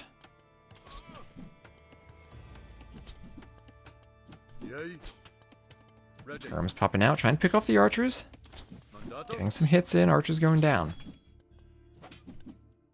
Archers going down. Ready. Mandatum. Ready. There's chased, skirms chased. And it's all about the skirms now. Till eventually maybe someone could do a scout transition, but that's kind of risky on this map. Behind the aggression, KingstoNe will look for a forward wall right down the middle passage. And the skirms keep coming forward. Was line of sight of militia always so far? No, militia used to have less line of sight, and there was the tracking technology in the blacksmith, or in the barracks in the feudal age for +2 line of sight. Eventually that just got folded directly into the militia line. And they were given supplies instead. And then supplies was folded directly into just a discount at some point too. There's double bit axe for Hearttt. KingstoNe's had that for a while. Hearttt slightly ahead in the boom. More fishing ships, it looks like. That's 5 fish traps, 8 to 10? Or actually, never mind. Never mind. He had more earlier on, but now KingstoNe's been adding more 5 fish traps for him. And he's getting a nice Japanese fish boom up. So res collected pretty close so far. Slight lead for Hearttt, though. Tracking for all infantry. Yeah, it was for all infantry, but it did apply to militia, right? So the line of sight of militia used to be 2 tiles shorter. And then the tracking applying to all infantry essentially made their line of sight 2 tiles larger in the feudal age. It's like we all get free carto now. So skirms go down. And more walls from KingstoNe, just palisades along the side passages.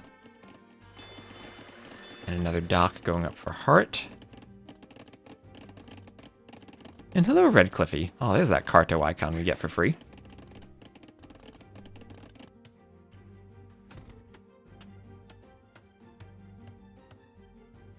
More walls going up.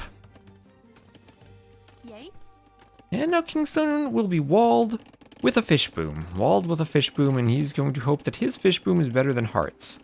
As the Japanese, is a pretty good hope. But he did have to idle his TC quite a bit, and he is down in actual villager numbers. So we'll see what production he's able to keep up. Outpost behind the wall, as the archer comes forward, will have nothing to do but attack the outpost. Archers and skirms coming around the south. This wall is up, but without much HP on it, only 66 hit points. The scout with 1 HP will find this, and maybe distract it slightly. That actually was great in buying time. And now this might have to just be a market wall instead of stone walls. Yep, and that's exactly what KingstoNe's going to do. Why is the Ville running away? It's 5 range and it's 5 tiles. You should be able to do that, no problem. Until one of these stone walls goes down. But the market will go up, and Castle Age will be in for Hearttt. Castle Age in for Hearttt. So that idle TC coming back to bite KingstoNe. He's sending more Vills. What happened in the Andy series? Andy won 3-1. Ready. Archers forward on the outpost, and more wall HP being added here by KingstoNe as he's up to the Castle Age 2. 45 seconds behind.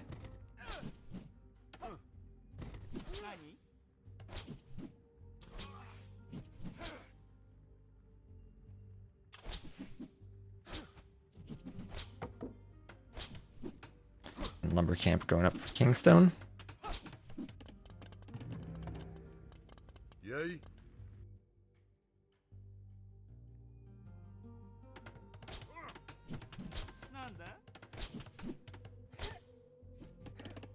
And in the bag, look at this fish boom. 17 fish traps already for Kingstone. He is booming away. I can fit a few more by that dock over there. Has to be careful he doesn't wall himself off for more docks. He can still fit 1, 2, 3, 4 more docks comfortably on this pond. Get up to around 50 fish traps if he really fits them in nicely. Maybe even 60. Hearttt might just go imp right away. He has the resources for it. Feels like the boom is not quite there for Kingstone, but over time the boom should improve for Kingstone with all the fish. All those Japanese fishing ships. We have, what's this, 15 fish traps for Hearttt, so slightly behind. You will get gill nets right away, though. See if we get a fast gill nets from Kingstone. So gill nets, bodkin, crossbow, bowsaw. He's not going imp then. He is investing into the Castle Age push, hoping to use the extra range of the Britain crossbows. They can negate mangonels and monks as a defense with that range. And we will have a back workshop, or a forward workshop being added back behind these walls. Kingstone did eventually reinforce his palisades with another layer of stone wall, and he'll be doing his own workshop and range to defend, probably thinking about skirmishers soon against the Britons. There he is for gill nets and bowsaw. So extra docks are like extra TCs on this map. And very useful in sudden death.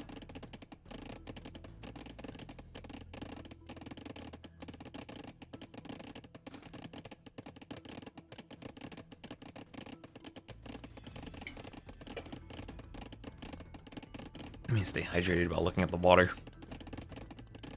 Keep an eye on the time. Like I said, I have about 90 minutes left. Casting. Triple Tunnel is one of the longer maps we have. So Stonewall under fire from the mangonel. Another mangonel coming forward.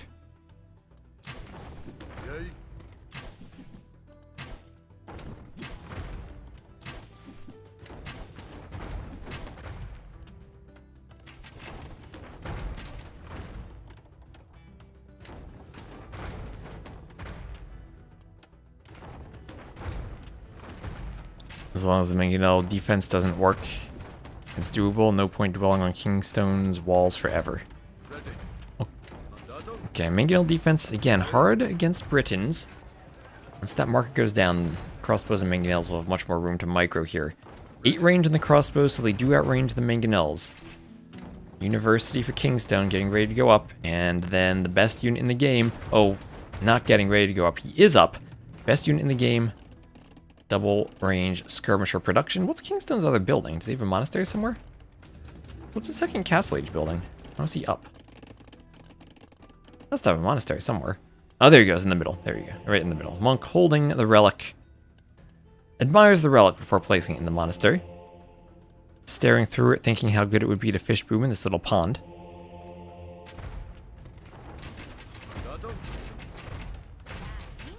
No ballistics yet for Hearttt. He's not far from growing up himself. Huge score lead for Hearttt, even though he's down in resources collected. That's most likely just due to his army numbers. At 22 to 9 right now. And mangonel shot will keep the crossbows at bay for now. A few skirms on their way out, getting their armor. They still need 2 more blacksmith upgrades and ballistics to be effective. Here's the university for ballistics, and that'll come in right away. Now, once Hearttt gets up, you'll get a free +1 range on those crossbows, giving them 9 range. And that becomes scary for the Japanese to deal with. They could go cav archers and have the mobility maybe to run down the arbalests. They get all their armor upgrades, that could be an option.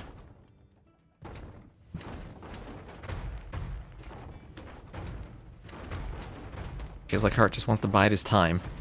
Wait for the mangonel to pop out. Wait for imp to come in, and then try to snipe the mangonels. Once he does bracer, he gets to 10 range, and also starts overcoming some of the pierce armor of the mangonels.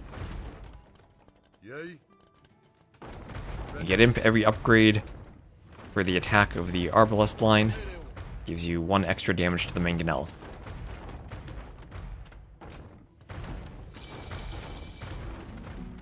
And there is ballistics done, second armor done, bodkin done.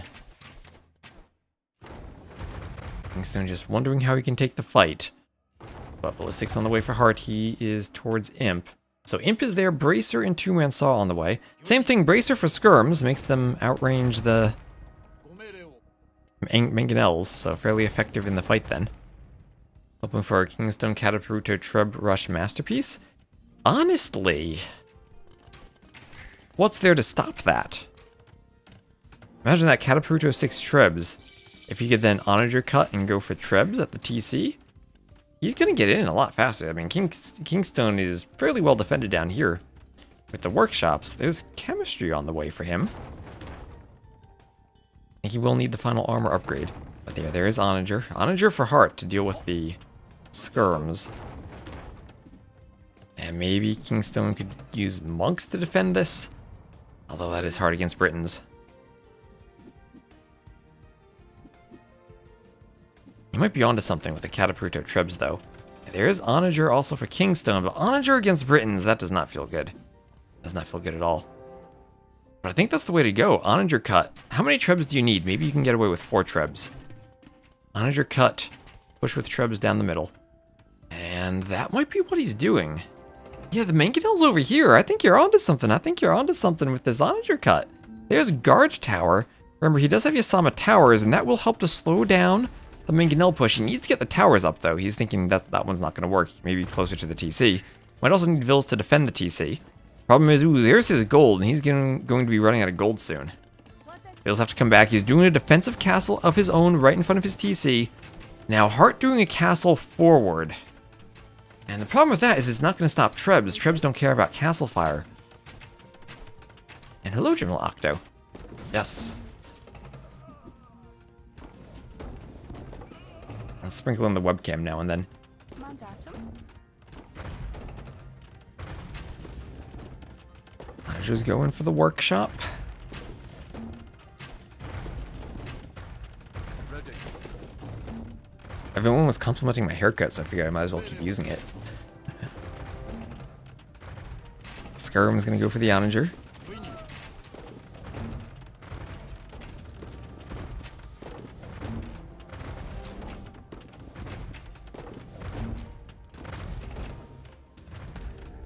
And tower up on the hill in the middle. And we'll have keep. We'll have keep. KingstoNe trying to keep himself safe. And 3. How many Trebs do you do? I think you want to go 6 Trebs if you're feeling safe down here. Because there are no Trebs from Hearttt in this push. So if you can do Catapuruto in one castle, 6 Trebs in another, and push? The Britons don't go for units that kill Trebs fast, and all Onagers are on the side. Yeah. Just KingstoNe needs to make sure he doesn't go too soon, and he doesn't go too late. He has to time it properly. A little bit of a cut. And then the only recourse is fighting with the Vils. Trebs have enough Pierce armor. Oh, what are the Skirms doing there?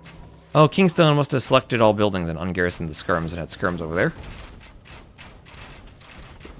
Okay, more towers going up. Hearttt thinking of chopping this way. And there's an Onager cut. There is an Onager cut. And the Trebs will be deployed for KingstoNe. Okay, how is this stopped? How is this stopped now? Oh, kids, the Trebs can't reach the TC from the woods. But KingstoNe will be through. 1 defensive Treb here. A bunch of Skirms coming over. They will hit the repair Vils. 3 Trebs. There'll be a 4th Treb on the way. Arbs from behind. So this is the opportunity. He has to go now. He has to go now. Hearttt trying to wall.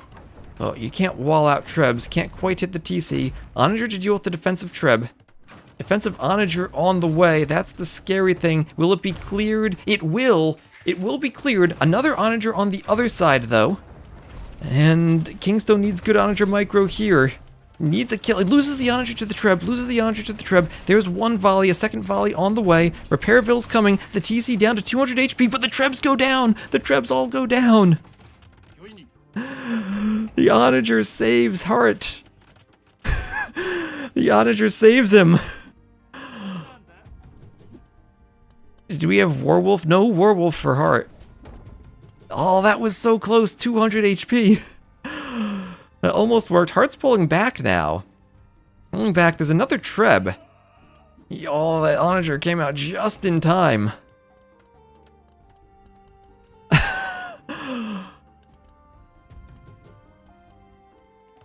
Wow, and the TC fully repaired now. That maybe the Hearttt needs to farm around the TC. He has no vills next to it to repair it if that happens again. Ready. Oh, that was so close. That was so ridiculously close. One more Treb shot would have taken it out. Our Hearttt knew something was up and he cut through to save himself with the Arbs. Alright, right now it's Arb Onager against Skirb Onager, and with the Britons' range, I gotta think maybe the Britons are favored there. Doing conscription now, still has the option for Warwolf. Maybe someone suggested Cataperuto. Maybe Cataperuto needed to come in maybe in a back castle while they were going forward. There are 3 Trebs now. I spread your Trebs out. Yeah, right. He spreads them out so the Onager doesn't hit all of them at once. He tried to get the shot off as fast as he could have when he cut through. But that Onager defense just enough. And there's Cataperuto. So Cataperuto pack and unpack faster, and they attack faster. Did it always make them attack faster? I remember the packing and unpacking. I don't remember the attacking. Oh, and siege engineers too. If he had siege engineers, that would have worked. So there still is a chance he can go for a snipe. I think the real problem is the range of the Briton Arbs being able to take out Onagers. Onager gonna come forward. Trebs saying, we're Cataperuto Trebs. We're not gonna fall victim to another Onager shot. Oh, what is that? More Onager. Oh, that's a lot of Onagers from Hearttt. 8 Onagers. He's completely given up the push down here, but is now gonna go down the middle again. Always faster attacking. Okay, even since the AOC days. I honestly did the upgrade then just for the faster packing and unpacking in the past. Ready.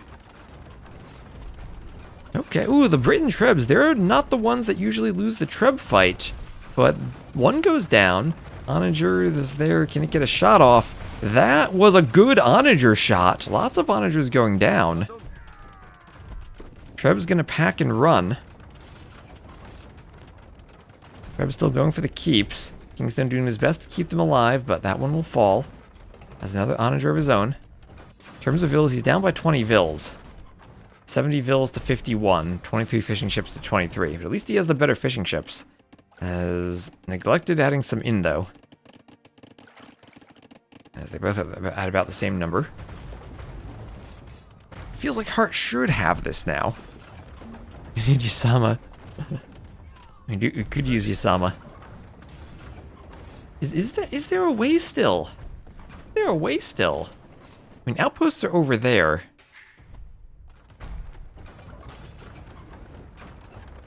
We still do not have... Oh, wait, we do have Warwolf now. Now we have Warwolf. So now Trebs will hit every shot, and they'll do splash damage to kill repair vills. And splash damage to kill Trebs, too. Now I think it's GG for Hearttt. I don't see there's a way for KingstoNe to fight Warwolf Trebs.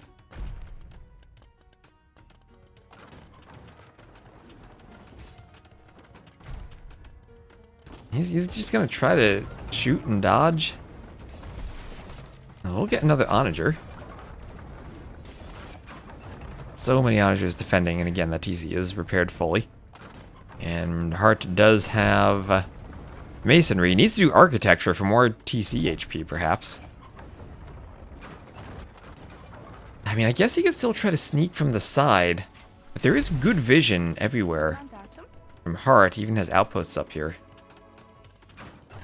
It would be a big cut to go down here, and Hearttt would probably see that as an Arb down there. Yeah, lots of vision over here. He does have Town Watch. Stalemate's why you hate Black Forest. Well, KingstoNe, maybe he's happy with the forward map control in the middle, but doesn't have the map control on the sides, where Hearttt is mining both of the golds and has some very forward walls. Ready. And also just a couple of units chilling here for some forward line of sight. That's a lot of Cataperuto Trebs, though. 5 Trebs. And against Warwolf, he'll try to take a fight. These Trebs do shoot faster. Repairs there. Ooh. Or packing too fast. Packing too fast, and falls to the Treb shot. Delete over here on the walls. Mandatum. Onager and more Trebs forward. This one game is going to take up most of the time I have for casting the set.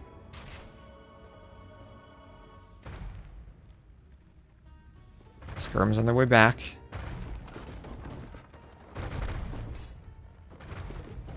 Treb's going for the castle.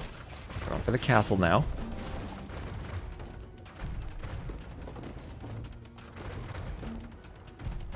Can't say I've ever seen this much Treb micro.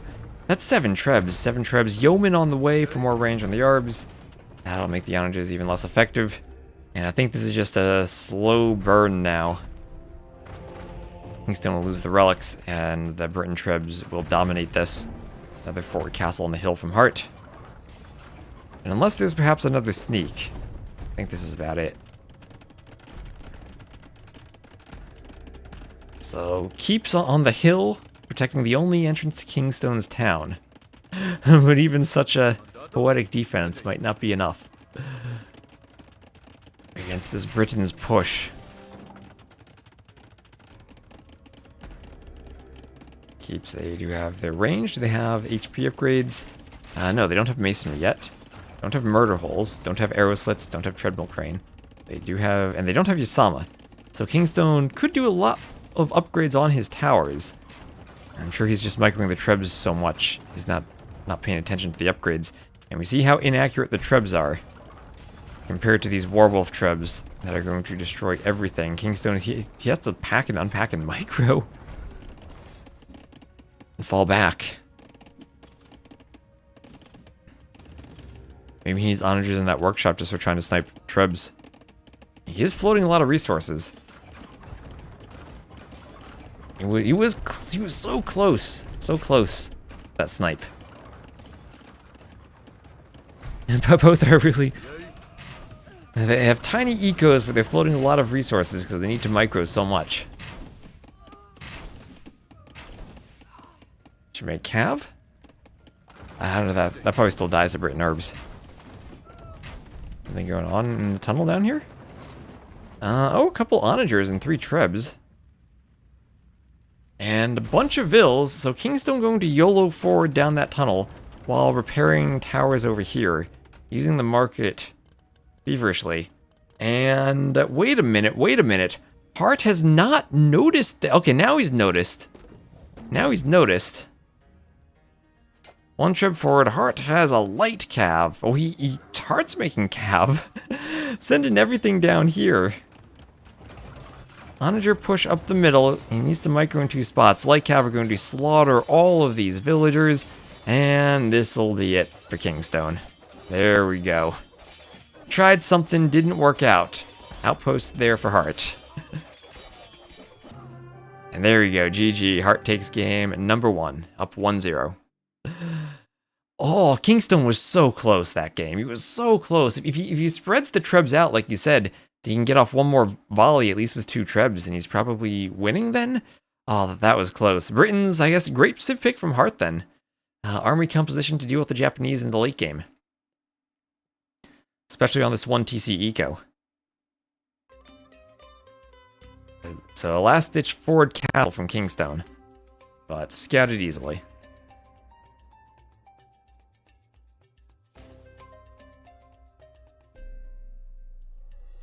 And we'll update drafts. It's 1-0 for Hearttt.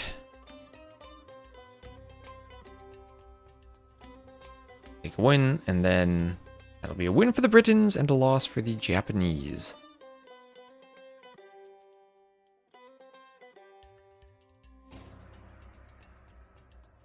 And the next map will be Arena.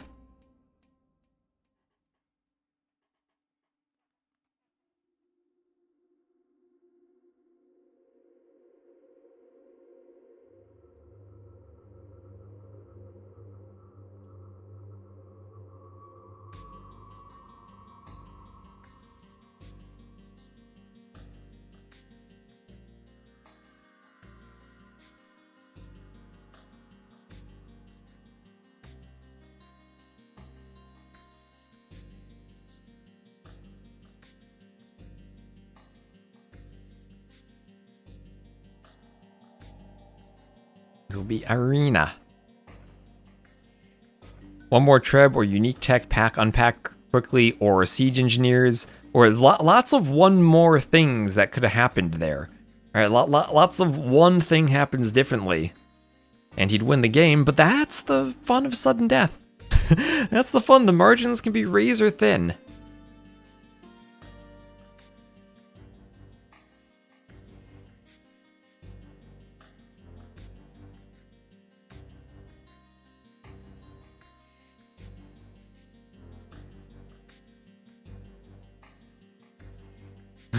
Must have withstood a heart attack to win that game. And okay, they have launched, and the civs will be Burgundians and Poles. KingstoNe going Burgundians, Hearttt going Poles.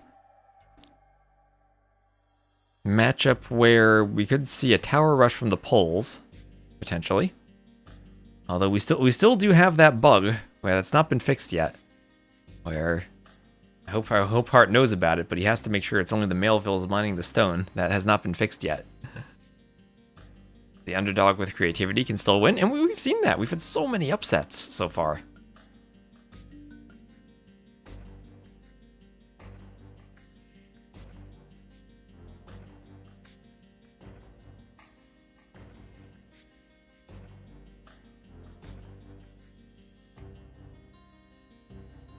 I wonder if we'll see scouts now.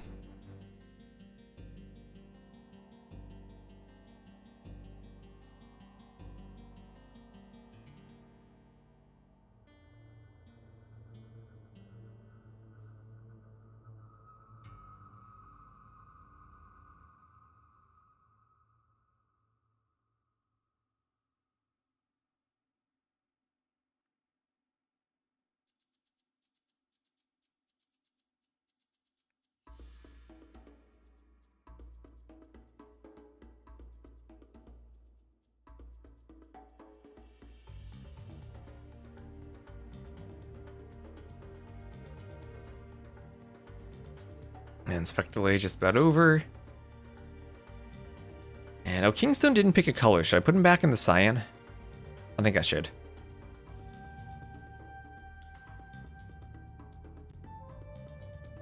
Yeah, we'll put cyan back for KingstoNe. So, we'll have KingstoNe as the cyan Burgundians to the southwest, and Hearttt as the red Poles to the east, immediately Hearttt placing the houses near his TC, so he does not block his Folvark farming space. And he has chickens, so we might see a funnel. We might see a funnel. I might see a funnel here from KingstoNe. I like KingstoNe's funnel too. In diagonal gate right by the gold. Gate there, and then a couple of palisades to the TC. You might also push them because there's a bug and they're pushable by the scout now. Funnels are probably more fun though. Elephants on arena, so a bit of extra food too if you want to go up fast. Maybe makes up for some of the lack of food you'll have with the chickens. A couple of dead animal carcasses. Feels like an AoE 1 thing. Remember that tutorial where you had to find the discoveries in Age 1? That's what that reminds me of. I remember T90 lost that tutorial because it was made way too hard in DE. You get baited. Anyway, scouting the map already for both players. And they're going to be looking for foxes. Foxes, 35 gold each, can be pushed in. If you take them with a single villager, you get 31 gold. If you take them with 3 villagers, you get 34 gold. So you could get 3 foxes, take them with 3 vills each, and then have the gold you need to click up and not need a mining camp. Don't think you'd want to skip the mining camp on this map though, but you could go for it. I have 2 vills on wood and now a third over for KingstoNe. Let's see if he tries to do double bid axe as the Burgundians. Want to make the Folvark for farms anyway? Maybe he just does the Folvark on it. But I mean, it is in the Dark Age where you want to take the mill first. I mean, take the berries first with your Folvark. And as much as Nilly has changed the pathfinding, I don't think he has made berries pushable. The chickens might be pushable, but not the berries. That could be an option, though, if he wants to get 2 Folvarki and surround both of them with farms anyway. Might as well get them up in the Dark Age. Maybe that should be the new bug next patch. Berries can be pushed to your TC. But the TC fire spoils them. So there are a couple foxes. Oh, could Hearttt do a double fox push? Ooh, that could be sick. So relic positioning here, one right in front of Hearttt, another pretty close to him, then 3 more on the other side, 2 right next to KingstoNe, 1 more in the middle a bit closer to KingstoNe. So slight relic advantage for KingstoNe. In terms of his secondary gold, that will be pretty far away. In terms of the extra golds though, 1 right in the middle and 1 over here closer to Hearttt. 1 extra stone a bit closer to KingstoNe. And yeah, both of them will be pushing foxes. No funnel yet on the chickens. KingstoNe probably content for the elephants for now.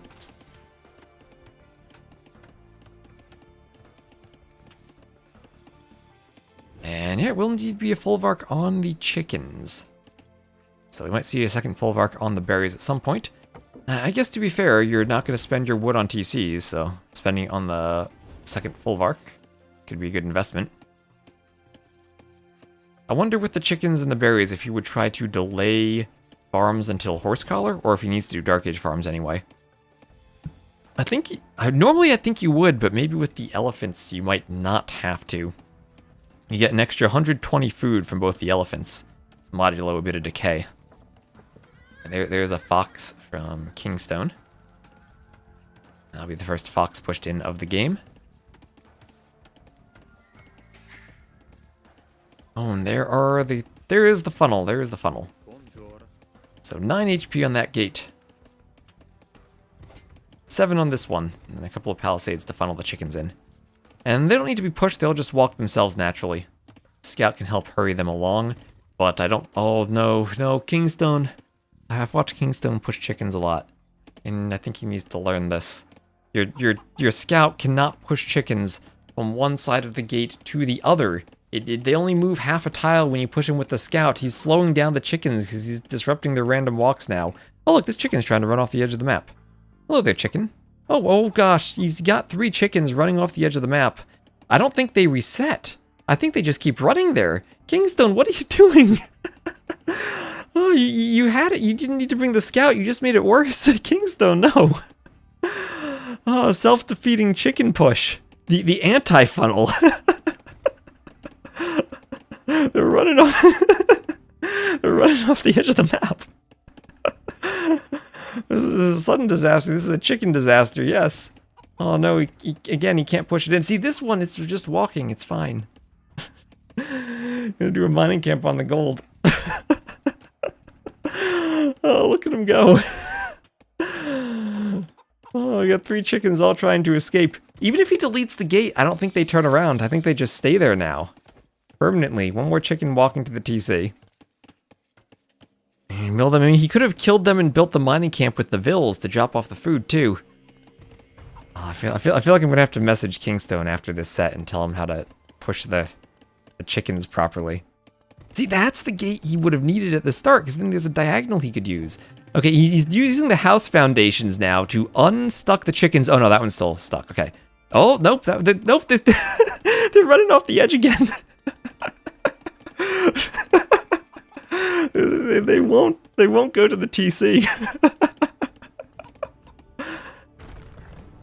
Oh.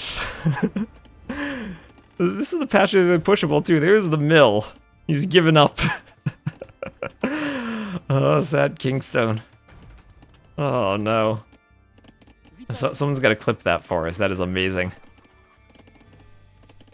Oh, did he not take the one that went under the TC? Oh gosh, he probably just walked back around. He was too busy pushing him. Ah, and hello LL.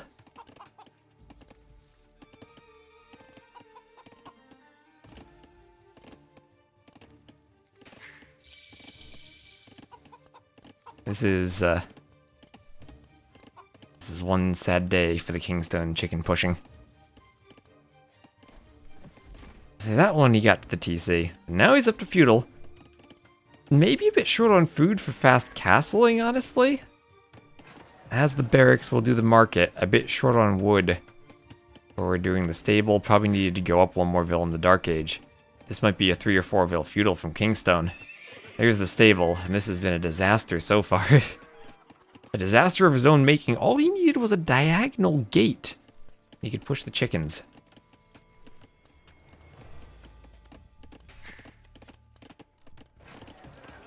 So market for Hearttt. And as the poles, you might want to do a stable. I do wonder if there's room for Schlachta privileges with the poles here on a 1 TC boom. I've conspired against him. They're still running off the edge of the map. Once they start running off the edge, they keep running. I'll have to send this to Nilly. Chickens should probably not run infinitely off the edge of the map. I want out. I don't want to be eaten. That is more discouraging than losing a villager to the boar. This is more discouraging than shooting the boar with the TC back when you'd spoil the food. If you're playing for your chickens and it fails, only 5 seconds of idle time, so at least he kept the TC running. He's now adding in a lot of farms, only with horse collar though, not going to be greedy and do the feudal age heavy plow. Which honestly might be nice for him if he's floating a bit of food. Yeah, gonna opt for Bosal first. Not like you're gonna be saving the wood for TCs.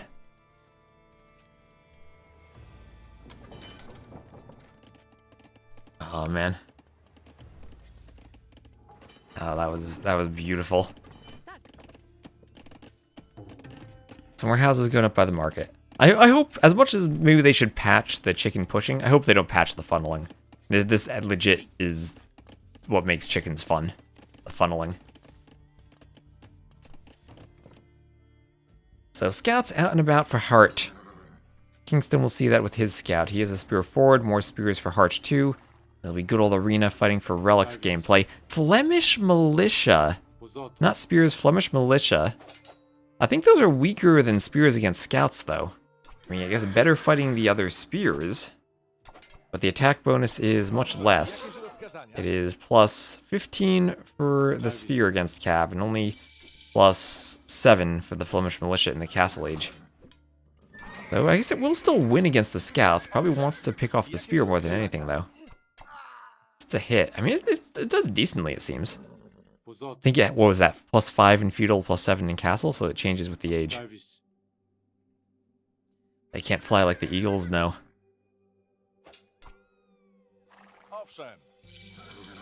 Gandalf is lucky it wasn't chickens that came to bail him out at the Black Gate. So double monastery forward for Hearttt. And light cav and bowsaw on the way for him too. Maybe we can add a border collie to funnel chickens. I think it is fun to have new ways of interacting with animals. That's the fun part of the Dark Age. You scout your sheep, you lure your boar, you push your deer. Chickens need a way to interact with them. And funnels are a very AoE 2-esque, quick-walling inspired way of interacting with them. And then I think as silly as it is, I think it actually works really well, and it's fun. Maybe not fun for KingstoNe, but fun if it works properly. So double stables there for the Burgundians. And Burgundians, they must be making cavaliers. Well, definitely an option for him. Pole's probably not going to go heavily into monks, you'd think. No atonement for them. And if they do see atonement monks, the Burgundians can just do... Or if they do see monks, they can just do their own atonement monks, without atonement being an option for Hearttt.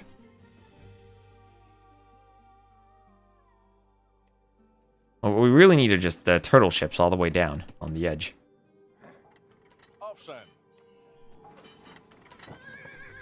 So Cyan Cav here for KingstoNe. Monk wants a conversion, 2 monks want conversions. Light Cav, will it kill the monk?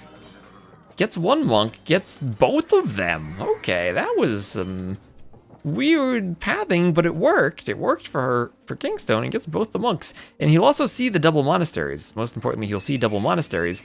And now, not like he's going to add in more stables, just has double stable Light Cav. Alright, closing on the area where I only have 1 more hour to finish casting, so hopefully they finish these games. They picked, I think, the 2 longest games to start in Triple Tunnel and Arena. Or the 2 longest maps. Lopsided farm around the forward Folvark. Yeah, they all fit the bonus, though. They fit the bonus. They're within the area. I guess this ville farms more efficiently than this one. Maybe that offsets it a bit, so it gets the bonus, it's fine. The house by the TC is working out for Hearttt. He's just going to add more Folvarky, and he does have heavy plow on the way.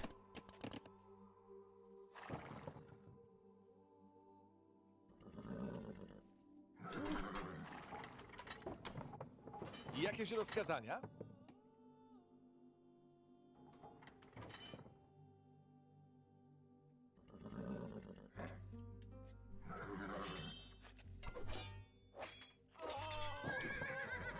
Do waszych usług.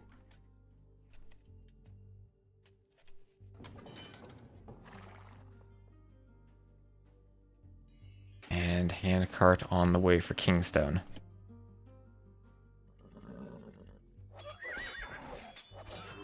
The cav all being picked off. And we'll have wheelbarrow on the way for Hearttt. Heavy plow, handcart on the way for KingstoNe.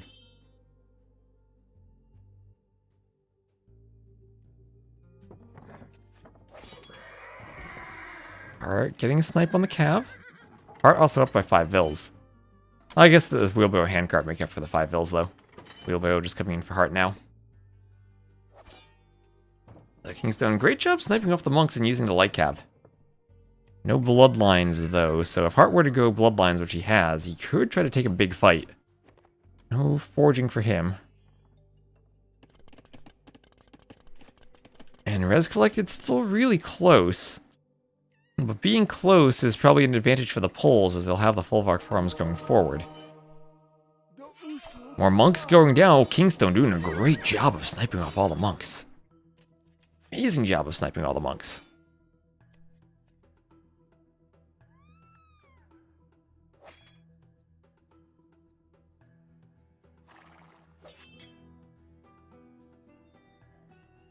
Lion chasing a spear.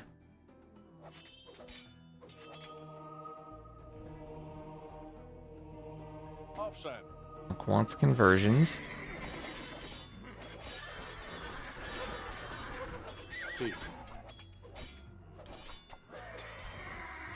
What one unit is that? That is the Flemish militia. That is the Flemish militia.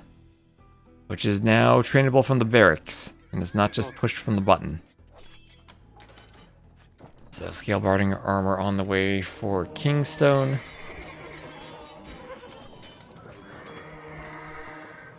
Monks want conversions to force this back.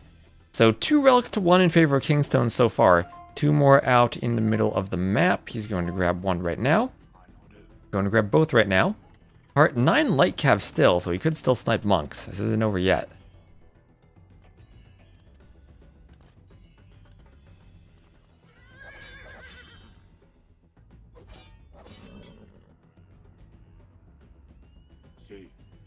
Monk on the way in with the relic.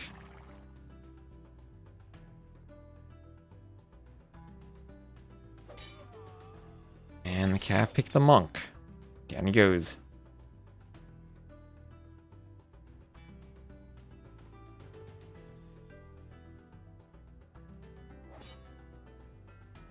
Like cav will pick the other monk.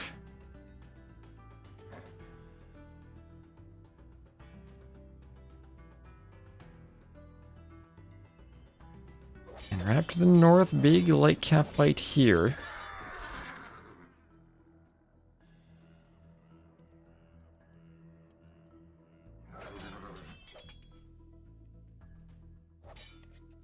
Lots of light cav. Loom on the way for KingstoNe, but Imp on the way for Hearttt. Hearttt, oh no, Hearttt! Hearttt! No, Hearttt! He's mining the stone with the female vills. He's not getting gold at the same time. And the poor bug that's not fixed yet. Needs to reassign his vills. Relics do seem more important. That's true, but they're also really important in normal settings too. So there's Cavalier and Imp on the way for KingstoNe. KingstoNe with the score lead still. Yeah, important to know about this bug. Needs to swap some of his vills around. It's supposed to be generate golden addition to stone. Well, that's not happening for him there. Stone mining and Cavalier on the way.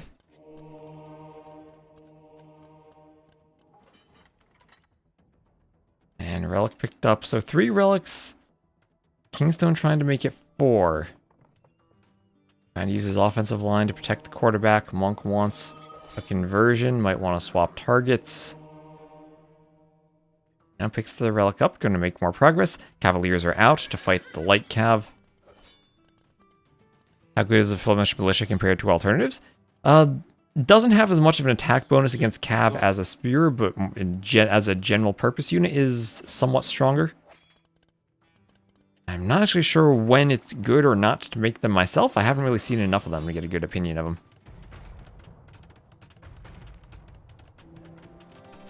So castle on the way up for Hearttt. That'll be a fairly forward castle. And you can maybe go schlock to privileges now. Adding in ranges though. Opening crossbow. Okay, okay. Opening crossbow. So 4th relic on the way.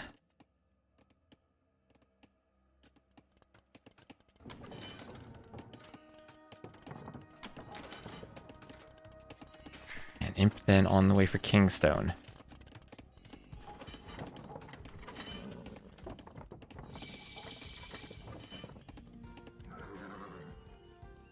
Jakieś rozkazania? Monks want some healing. And there we go, Paladins. Cyan Paladins. Will these be enough for KingstoNe? Trying to get some monk healing. Paladins and 4 relics. 4 Burgundian relics. So they do generate food in addition to gold. Probably like having an extra 10 villagers.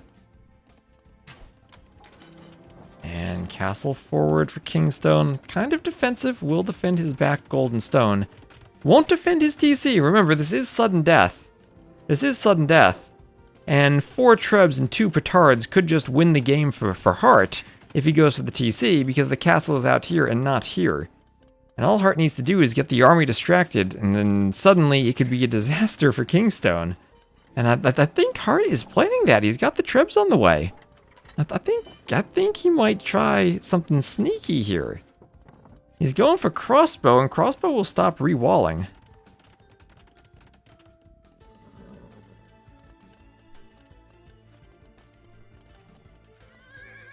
Paladin on the way.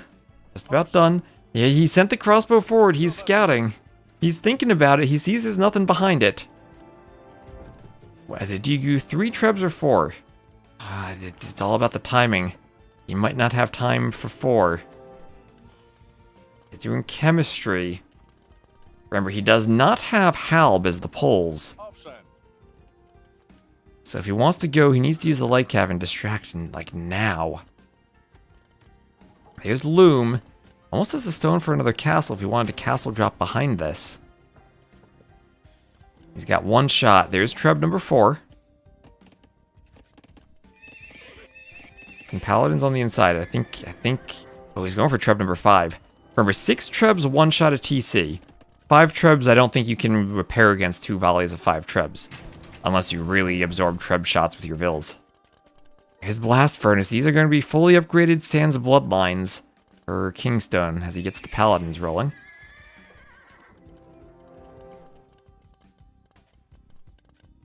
Who is me that hosted the tournament? That is me, MT Explorer. So extra walls for Hearttt. And where are the Petards? He needs 2 Petards. 5 Trebs. Okay, 5 Trebs is more than enough. There are the Petards. Should he have gone with 4? Is this waiting too long? He's going to try to fight the light cav. So far, KingstoNe has not scouted this. He's not aware of it. There is the Arbalest upgrade from Hearttt. Arbalest should be good against the light cav. Less so against the Paladins. But even Paladins without bloodlines, you can use Arbs. He needs more of them. There's 1 Petard. There's the 2nd. And with 2, he's going to go. I think he's going to pull this off. I think he's going to pull this off. He will outpost. Don't outpost and reveal this. 3 Petards. That's too many. That's too many. Just go. Go, Hearttt. Go. Arbalest is in. You got 1 shot at this. Selling wood, buying stone. And he's going to YOLO a forward castle with this too, maybe. He has the stone for it. Here he goes. 3 Petards. Just needs to open the walls. 3 Trebs forward there for KingstoNe, but he's going to play this like a normal game and try to go through the castle.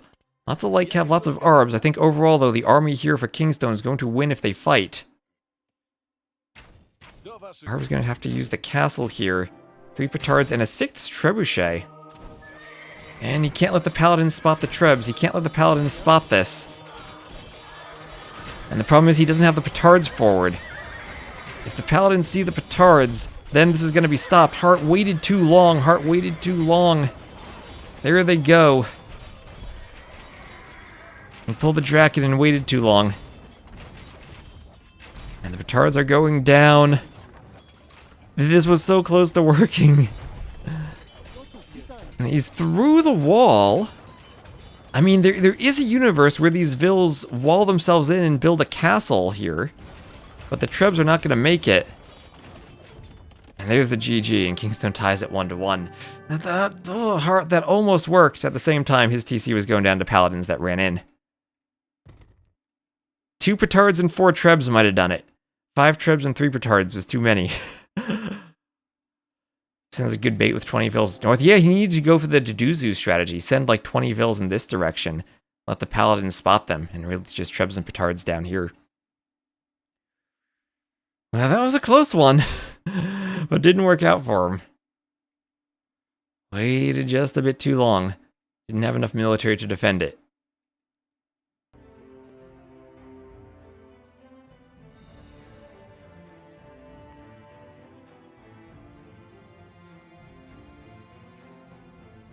So that ties it 1-1.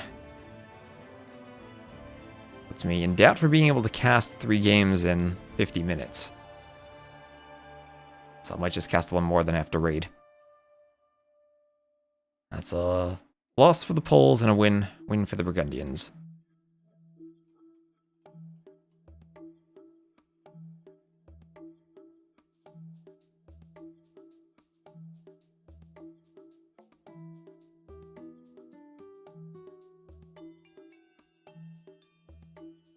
And where are we on the dashboard? Next map will be Skukuza.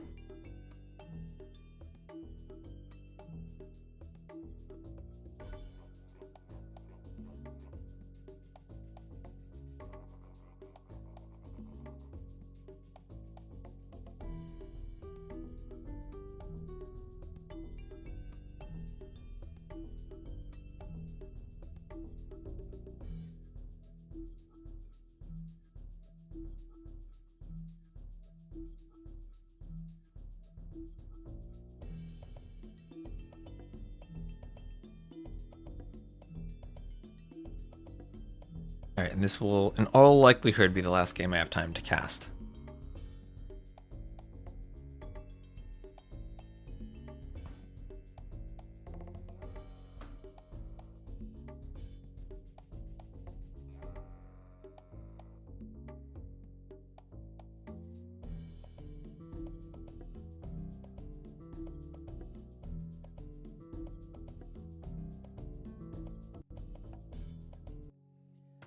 Okay, so tied 1-1, we'll have KingstoNe as the blue Khmer to the southwest and Hearttt as the red Georgians to the north. Ooh, so garrisoning in houses, great for the middle. Not needing buildings to go up, great for the map if you just want to go scouts. And mule cart immediately that can go for the ostriches, so you don't need to spend your time pushing, can be nice. You can actually pick up your goats. You have time for that. I'll scout around a bit. And go for the middle.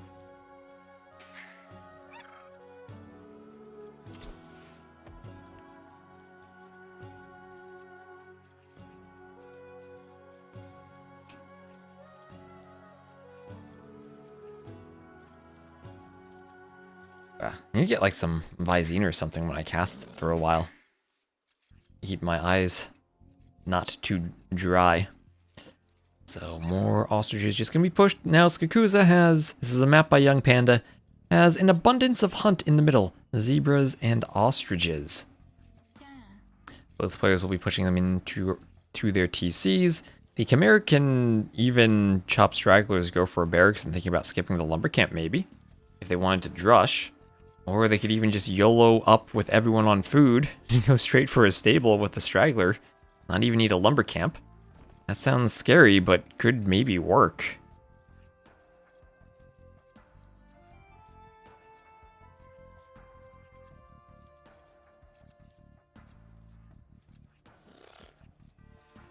Alright, pushing in the ostrich. Taking the mule cart to the middle now.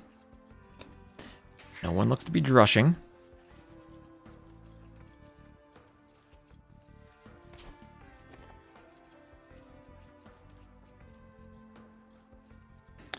Like a very aggressive map, even more in this setting with unwallable TC. But we have seen players somehow wall their bases, but these TCs seem particularly far from the wood lines on this generation. wood lines with baobab trees, rainforest trees, acacia trees all mixed together. So they have different numbers or different amounts of wood on them. And also players not picking up their goats yet. Well, that happens on this map. There's so much hunt in the middle, you don't even bother picking up your goats sometimes. Your scout is so focused on pushing it.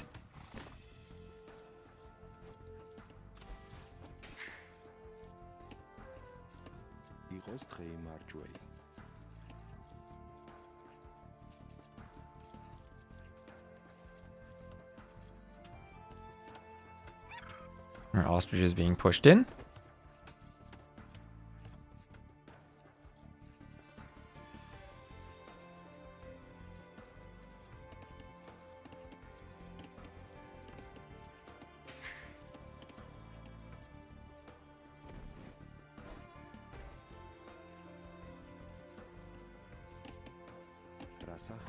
Milk cart on the forest to the north.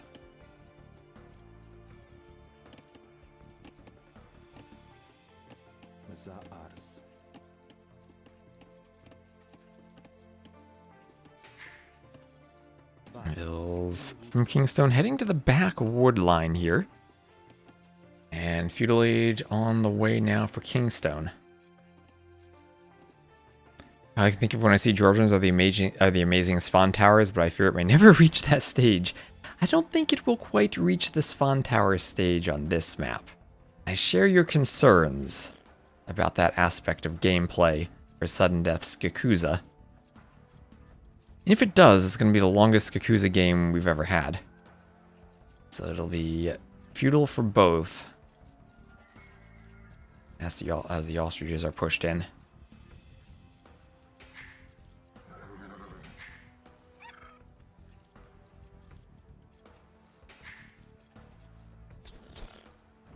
Ostrich is taken by the Vils.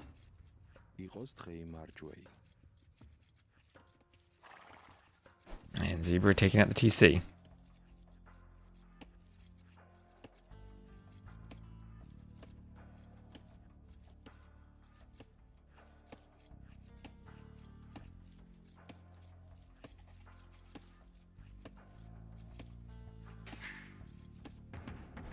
Barracks going up for Hearttt. As the Zebra is pushed. And KingstoNe the first one up. Hearttt actually quite a ways back as Loom is on the way for KingstoNe. He will be doing just some walls and a lumber camp and wall to the edge of the map. Keep stone inside the walls. Wall over here, keep gold inside. And we'll have a forward stable there for KingstoNe.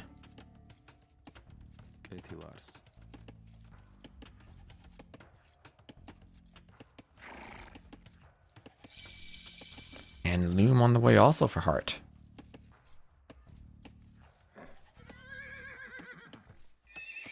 The stable going up for Hearttt.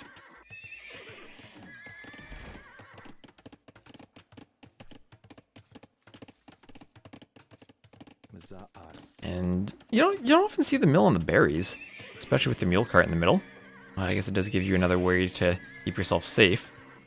And there'll be lots of spears for Hearttt, and he will definitely be behind on scout production.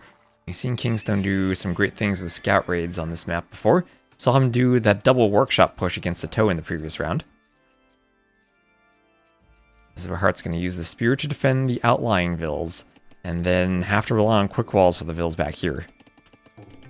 More houses. He's looking to wall himself up. Actually could wall to the edge there, and then have a super protected area in the back if you could somehow wall the other side. That might be tricky though. Yeah, instead he's just going to wall there and wall to the wood line. Still the difficulty of walling the right side remains.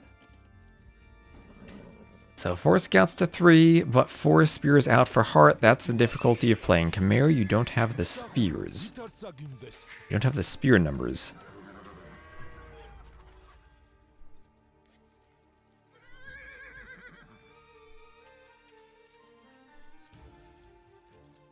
KingstoNe needs a range against those spears, says Melisako.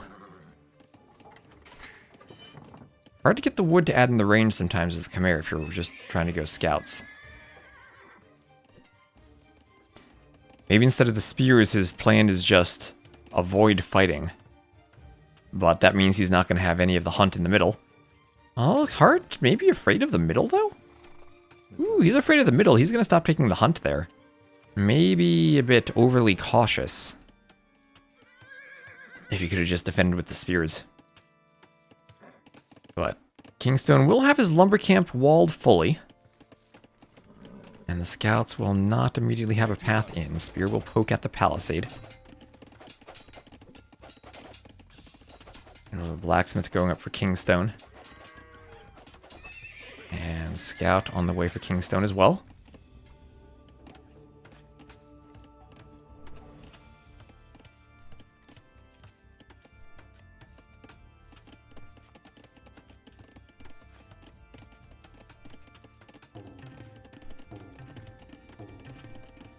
And forging on the way. Forging for KingstoNe, so he might look to... If he does forging in bloodlines, he could think about fighting spears.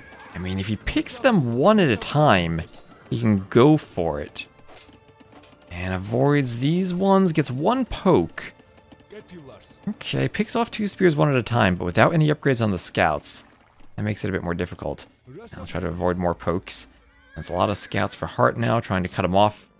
Cut him off at the pass. And take a good hit against low HP scouts, weakened from the spears. And that's 2 dead scouts and another one running for his life at the back of that formation. Down here, 1 spear. And just poking the palisade. And so far, no skirms, no range transition from KingstoNe.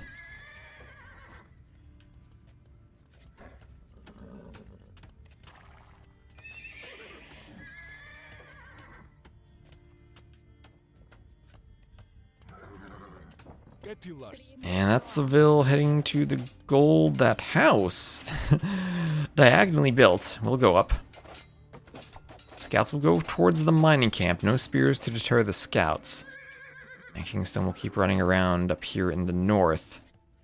Feels like Hearttt has a pretty good advantage in scout numbers. And 7 to... I mean, it feels like that. Maybe not. It's only 7 to 6. And KingstoNe does have the upgrade. Those spears did a lot of damage early on. And now Hearttt is going to continue walling with 2 spears there and has the option to collect bloodlines. Scouts will go for the spears right away, and they will pick all of them off, but at a cost of some HP, and Hearttt will just turn the vills around and get a closer quick wall on the other side. Mark it there for KingstoNe.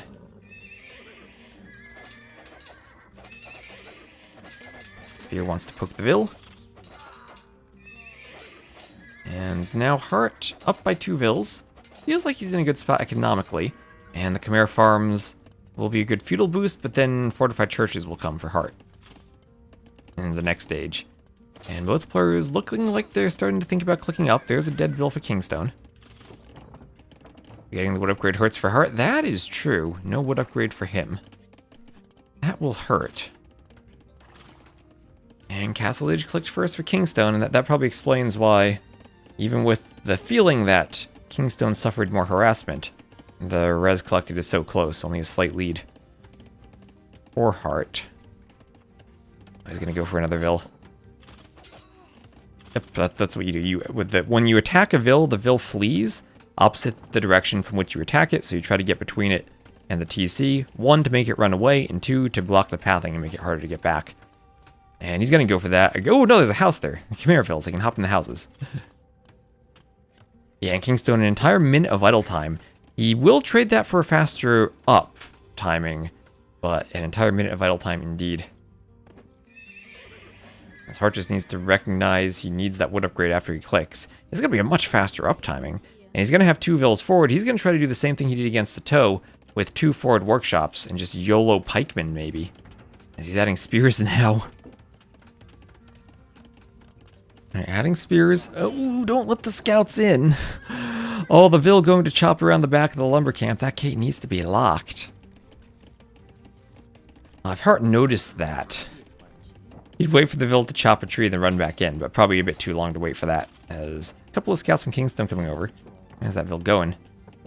KingstoNe almost up. You'll have 90 seconds of an advantage, and this will be a forward barracks for KingstoNe. It's going to be pikes and rams and mangonels and scorpions. It's Khmer Siege. We're gonna siege. I'm sure he'd love to get more gold access somewhere, because right now he doesn't have any gold. And it's hard to go siege if you don't have gold. He's 3 vills on gold somewhere that just down there. Scouts at least stopping gold mining now. Bloodlines and scale barding armor on the way for Hearttt.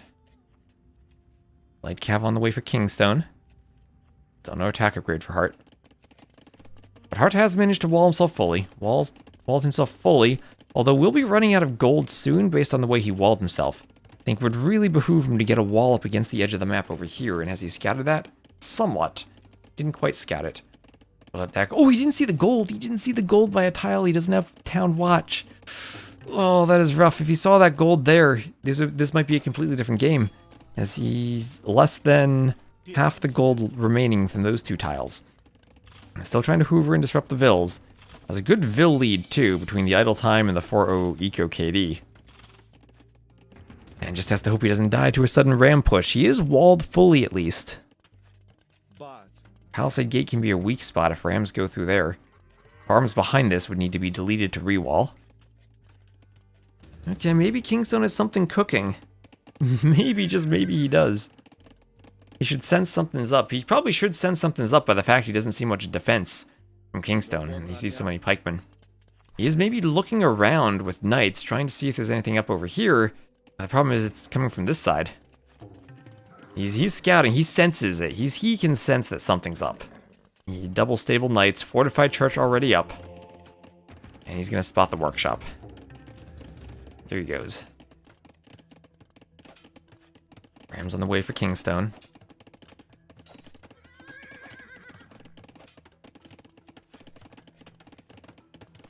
Appreciate not having ads on the YouTube stream. Nice being able to pop it in and out with a 30-second ad. Yes. I have gotten sick of ads myself on YouTube. So I do appreciate all the channel memberships we have. We've gotten quite a few of those recently. Those definitely help support without needing the ads. So big fight in the middle now. Lots of spears from KingstoNe, but they don't want to engage because the pikeman upgrade is on the way. And now maybe he'll turn and fight. But still enough knights from Hearttt. I think Hearttt wins the fight, even with all that bonus attack. And he will clean this army. And there's a GG from KingstoNe. Hearttt goes up 2-1. And with 35 minutes to spare, I might be able to cast one more game. So if Hearttt wins, then we finish the set. So I'll chance it. Or I need to go at exactly 4 p.m.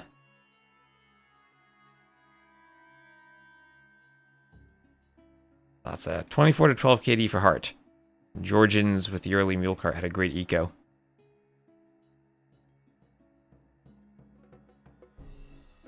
So he did win Skukuza, and we might see Ring of Reeds next. That's Georgians over Khmer.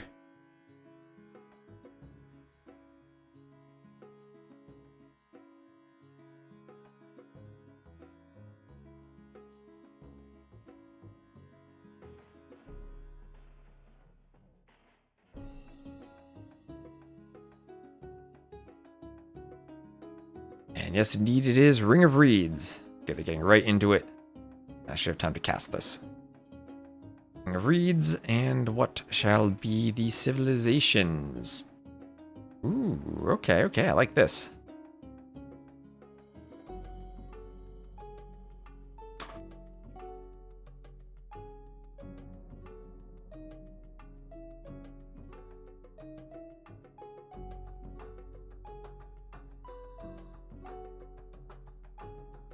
So civs will be Byzantines versus Bengalis. Byzantines for KingstoNe, Bengalis for Hearttt. I'll have a spectator delay of 30 seconds.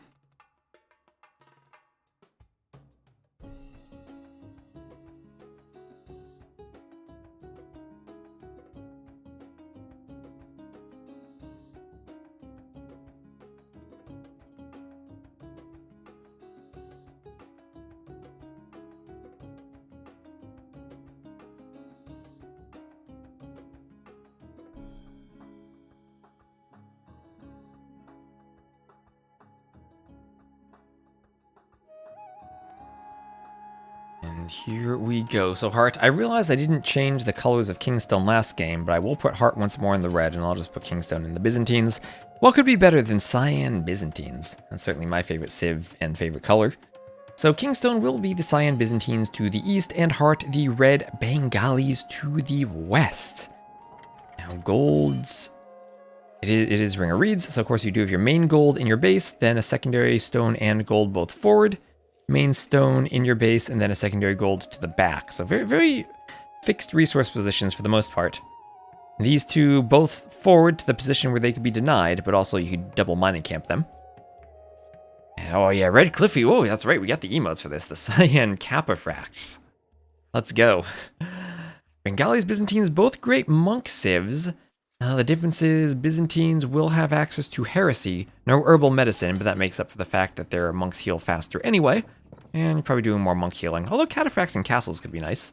But we'll be doing a lot of monks. This could be just monks, could be a fast imp from the Byzantines for Trebs. Could be the Byzantines trying to win water with fires and then go Dromans.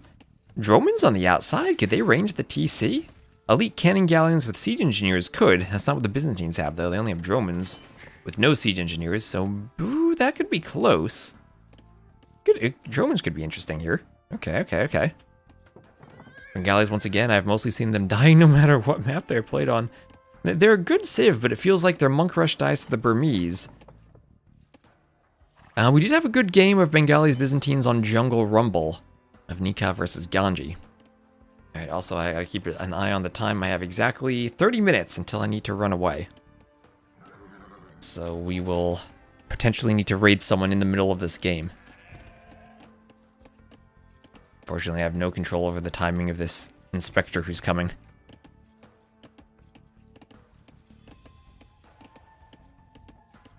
So deer pushed in.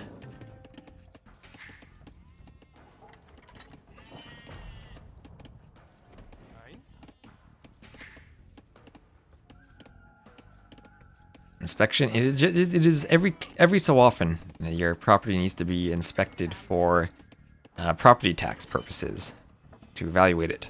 And that's what's happening today here. All the apartments here are getting inspected.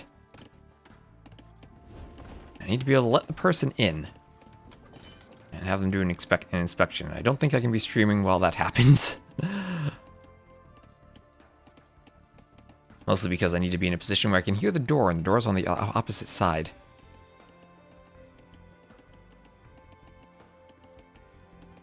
So all the deer in the middle actually are going to be pushed. Every single deer. Well, that one will walk back, but be pushed again. 2 more down there if they want to keep pushing. And what's going on the outside? A mill for KingstoNe, not going for the dock. And a mill also for Hearttt. So the mill to unlock farms and market, not going for the dock for the fishing ships. Streaming IRL. We've done some IRL streams before. We did that cooking stream that was sponsored. And then I've done a lot of airport streams when traveling. Those are always fun.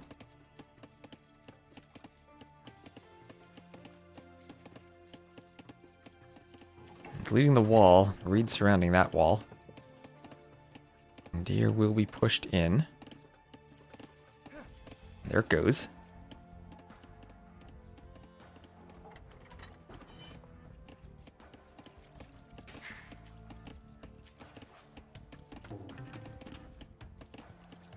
House on the outside.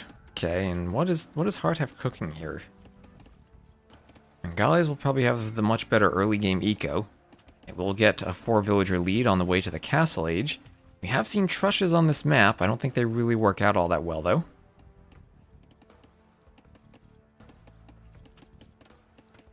As the scout keeps pushing in the deer.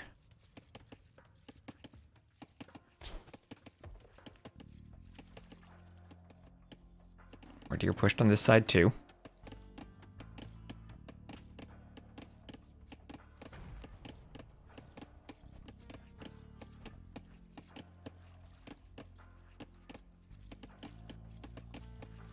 Deer being pushed against the wall. Okay, he was going to try to push it and keep it running and then open the gate with the sheep. He needs one more push. And, ooh, it's a bit too stuck. Oh, there it goes, there it goes. Yes, it's going. Lovely, now we need to push it somehow so it doesn't get stuck on the gold. It's not done yet, not done yet. Still tricky, but he's doing well.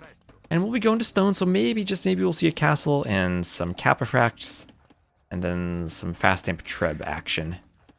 Or not just straight fast imp, but a quick imp for trebs.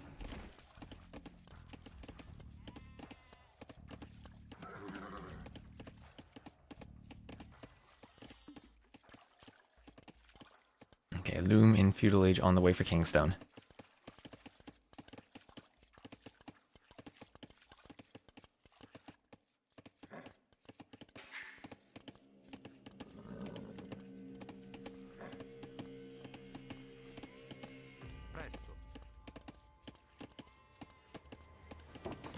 First up, though, for Hearttt. I can't help but feel 24 pop up is slow for this map, but I guess it works if you're going to do a straight castle. So, Market and Blacksmith for Hearttt, somewhat walling off the back of his base. With all these reeds there, it does make a nice wall. I'm going to make sure no sneak petards come in from the outside, like in the Duduzu game.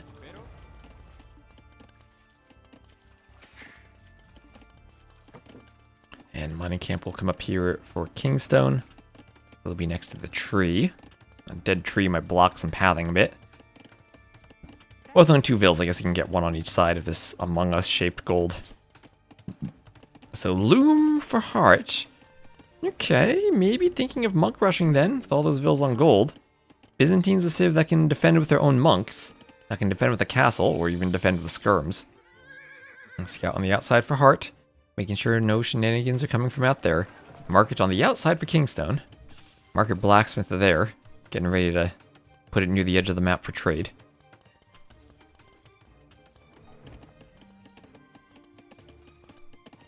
There's Double Vid Axe and Castle Age on the way. Scout will find the Vill, but the Vills have Loom. And Hearttt will see exactly what's going on here.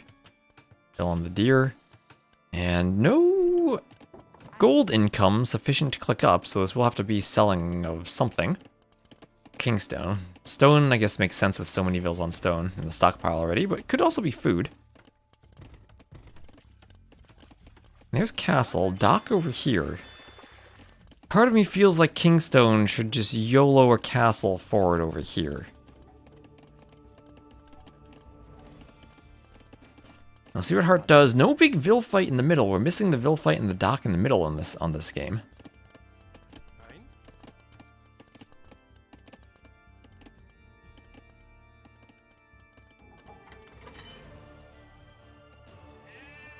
And sheep coming over. No gate over here, which could be annoying for Hearttt. There's it for the Castle Age.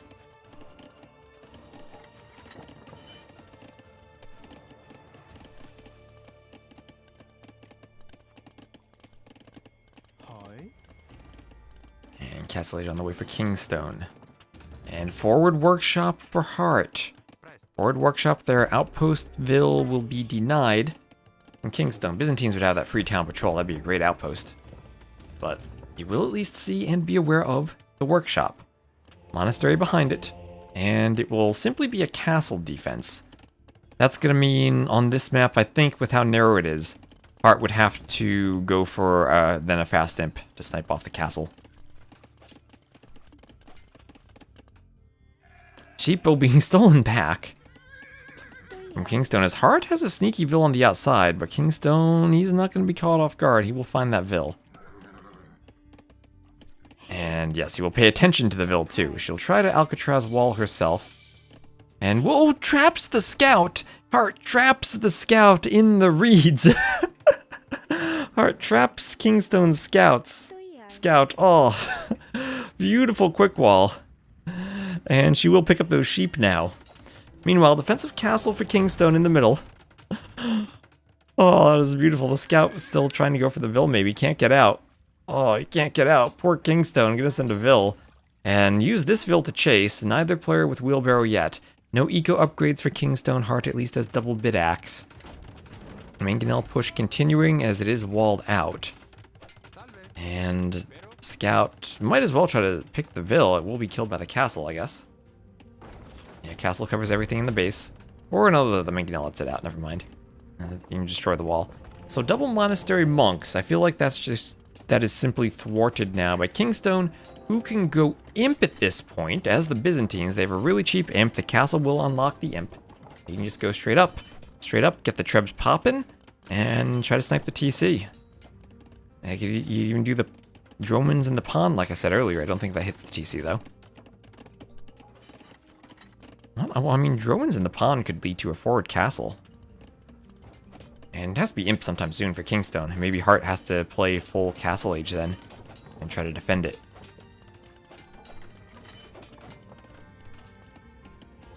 Well, it feels like exactly what you do to stop the monk rush if you're Byzantines. You could go for a full armored elephant push. I don't think that works, though.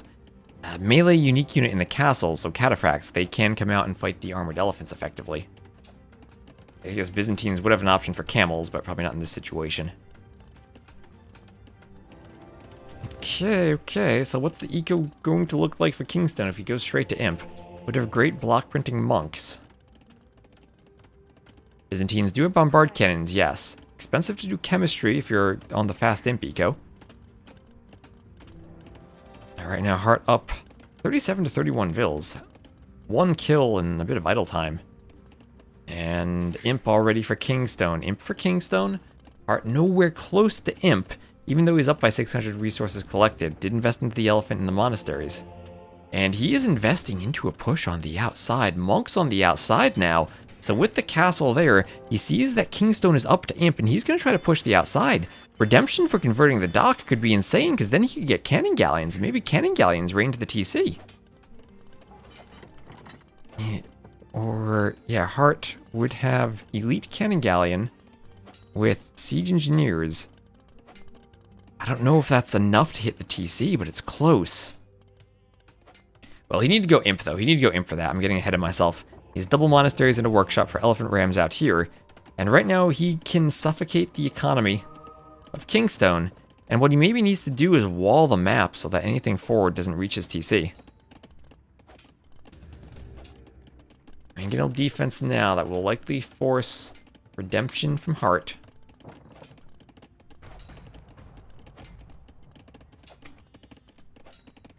Heartt's eco is going to be much better. 42 vills to 31.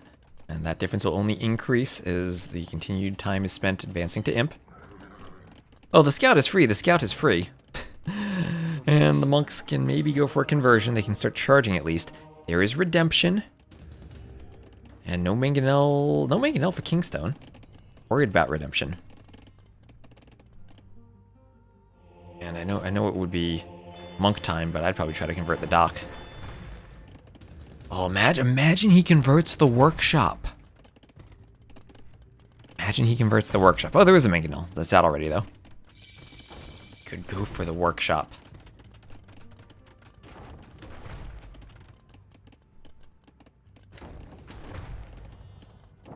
You need a demo ship out here. So atonement monks now for KingstoNe. Remember, you can't charge on the building and swap targets anymore, sadly. And atonement and block printing. Maybe those monks are enough to stop this. But here comes an armored elephant. Hearttt will have much more eco for this push. And he wants to get a conversion on the workshop. The workshop is just deleted. The atonement will kick in. Block printing right behind it. Monks, remember, they can convert elephants, but they have to be adjacent to them. So if you're going a monk defense, and Sato did pull it off before on Wellsprings, if you are going for the monk defense, you are relying on the pathing not to bug out for you. Also, monks can heal elephants, so Scorpion and Elephant in the front. KingstoNe needs to be on 2 sides at once, and he's down by 18 vills, doesn't have the workshop. Still would love to see a conversion on the dock so sneak demos don't come out. Here is atonement, but atonement against block printing. That's going to be rough. Double workshop elephant production. What do you do now? Wait for maybe 6 elephants, then you can try to heal them up with the monks when they push. I like how the mangonel is taking out more of the walls. Creating a bigger hole. Don't mangonel your own monks. There's the defensive workshop for KingstoNe. And conversions on the monks there will be deadly. Is there redemption? No redemption yet. No redemption yet for KingstoNe. More elephants on the way. A total of 3 elephants. One's queued over here. Okay, you can push from both sides at once. Somehow. Maybe. However, you can't group charge and swap anymore. Monks are very broken in this patch. And more armored elephants on the way. And you go maybe 2 elephants from this side. As a palisade gate, that won't hold up for long. And at the same time, push from this side. 3 elephants, is that enough? Should we be waiting for 5? He's got a 4th on the way. There's a demo! Gets all the monks! KingstoNe gets all the monks! Every single monk. There was... They even had Sanctity. Oh, that was a perfect demo. Absolutely perfect hero demo. Now he'll destroy the dock. I don't know if that's enough, though. I mean, destroying the monks means there's not as much for KingstoNe to convert. That might even backfire on him. That was all of the monks. On the other side, conversions out here. He's going to get conversions and you'll see the elephants. Scorpions there, though. They'll take down a monk right away. 4 elephants, and this is the push. This is the push. And wall. KingstoNe's going to send everything here to wall. And with the mangonel, I think he'll hold this. We're gonna have a game 5, and I'm not gonna have time to cast it. Ugh. I mean, Heartt's still up by 20 vills. He actually doesn't need to push, right? He doesn't need to push here. He has 4,000 more resources collected. He just needs to stay calm and cool and collected and make sure he can hold the middle too against Trebs. But yeah, he definitely should have taken that dock out earlier. There's devotion on the way. He definitely needs to be devoted.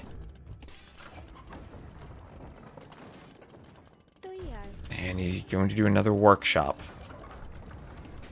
And KingstoNe doesn't have the eco to defend at home and push forward with monks. If he goes forward with monks, he risks losing them. Yeah, KingstoNe with 1 Treb isn't a threat yet. Heartt can just bide his time. He can go for more elephants. 5 elephants, 6 elephants, maybe like 10 elephants. Some mangonels. Castle, also no fletching even, so won't have the most range. Mangonels could comfortably sit outside the TC and destroy it without the castle interfering. 2 Trebs now. Okay, 2 Trebs, starting to get scarier. Mangonel in the middle converted, monks converted. And the scary thing are the monks. Scary thing would be a castle drop. Vills don't have a foundation though. Heartt maybe needs a defensive castle, but that might not help against Trebs all that much. What are we at here? 6 elephants. No more elephants yet. Light cav on the way from Heartt. So Heartt's going to go light cav, and he will think, okay, let's defend myself at home. Don't let the monks come forward. I don't see any spears. So there's no threat, and at the same time, here come the elephants. Here come the elephants. Triple layers of walls, though. And Mangonel in the back. He's going to have to fall back for the elephants. Not even 6 elephants can push that. Oh, he's going for it with the monk healing? Maybe at the same time. Adding in light cav himself. He's up by 28 villagers now. And yeah, we'll be going for that double mining camp in the middle. Just be aware of the Trebs. As long as the monks here can heal and don't get converted. Which is a big if, maybe. Okay, Heartt, I think maybe being a bit overly aggressive. Wants to convert a mangonel. Cannot afford to lose monks to conversions, though. He loses 2, and now he can lose his own mangonel. Remember, that's a Bengali monk that was converted, and the mangonel gets converted. Okay, elephants need to run that down. These elephants are all super weak for Heartt. Heartt does not need to be pushing here. The Trebs are coming forward for his TC. He needs the light cav, he needs to delete. The Vills are not there to protect the Trebs yet. Heartt sending all of his Vills to repair. He does not have wood. He needs to buy wood. Vills trying to go for gates. They get a gate up. In the back, the light cav are getting forward, though. KingstoNe sending everything. He has the score lead somehow. 1 Treb goes down. Heartt's able to repair. 2 Trebs are not enough. Everything surrounding these Trebs and these Vills. The light cav are going to pull off to hit the monks. The light cav are hitting the monks. And the mangonel coming forward. A couple of monks here could go down. That's 1, 2. All the monks could go down. They need to pathfind to the castle, and they all do indeed go down. And now the light cav have free reign to pick off the Vills, and it is 63 Vills to 28. Now, we know you only need 0 Vills on this map, but this makes it very hard for KingstoNe, especially since the mangonels are no longer by the TC. Were those elephants still alive? Heartt could be pushing here. He needs more elephants now. And the threat of trebuchets still lingers over this base. TC TC's repaired for now. Not fully, though. And, well, Hearttt has 31 Vils on wood. Needs to rebalance his eco. Get the Vils back on the farmers. Repair the TC a bit more. Maintain his map control. And somehow get his siege added back in. He's up by around 7,000 resources collected. Still has no way to push Kingstone. Kingstone's entire economy, 27 Vils, are right here. And that TC is idled, and the idle time continues to climb. And where does Hearttt do the castle? 2 monasteries to defend. Do you do the safe castle in the front of your own base, or do you do the YOLO castle in the back? Well, there are no Vils back here, so probably the safe castle. But is it that safe a castle if you're not Imp against the Byzantines? That is a market there for Kingstone. Hearttt buying wood. Still trapped in the castle age somehow with all those extra Vils. Maybe he could just idle the TC and then use the food to click up. Remember, all those elephants cost food too, so that is expensive for him.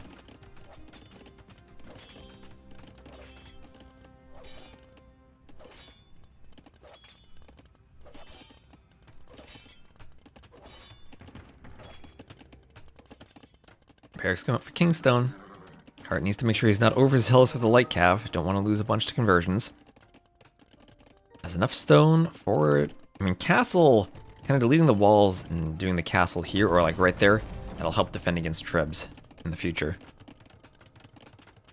And now 42 Vils difference, 43 Vils in favor of Hearttt. He has light cav around the back, more healing on the elephants. 1 mangonel still though, so the elephants can maybe push, but not a great push. And Bosaw's on the way. Hearttt has to have this game. His monastery going down, that could be tricky. Oh, Bosaw. Well, so he doesn't have horse collar either. At least he got double bit axe earlier. Hearttt needs to make sure he doesn't waste the elephants here. Hearttt, don't lose 2 more elephants. That's 6 siege elephants that he's almost lost. Whew. Okay, more heals, more heals. Calculated, perfectly calculated. As much damage as he could do. Pulls back, Town Watch, Bosaw. Still not Imp. Hello again, Can. And the light cav gonna dive the monks without armor, so the monks will just hop in the castle there. Okay, curious decision from Hearttt. Only lose 1 light cav though, not that bad of a raid. I guess the way he loses is if he doesn't have enough light cav, so he's just gonna try to boom up slowly. And he could even add more docks and fish traps on the outside if he wants to boom faster, starting to farm back there.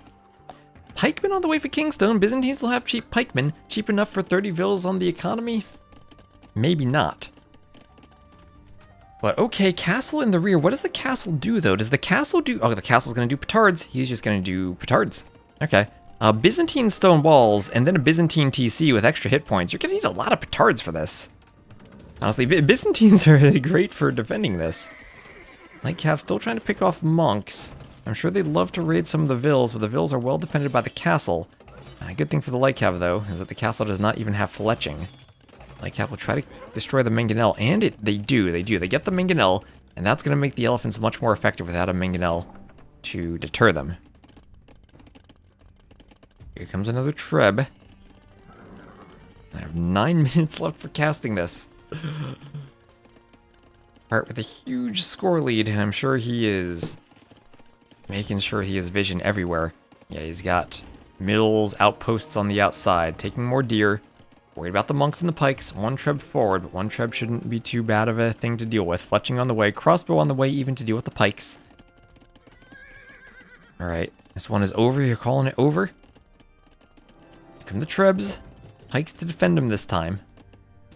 From the back, though, where are the elephants? Where are the elephants? They're under the castle. That will be 5, 6 petards. I don't know if that's enough petards. I don't know. I don't know what the numbers for Byzantines. Okay, light cav, box formation in the rear.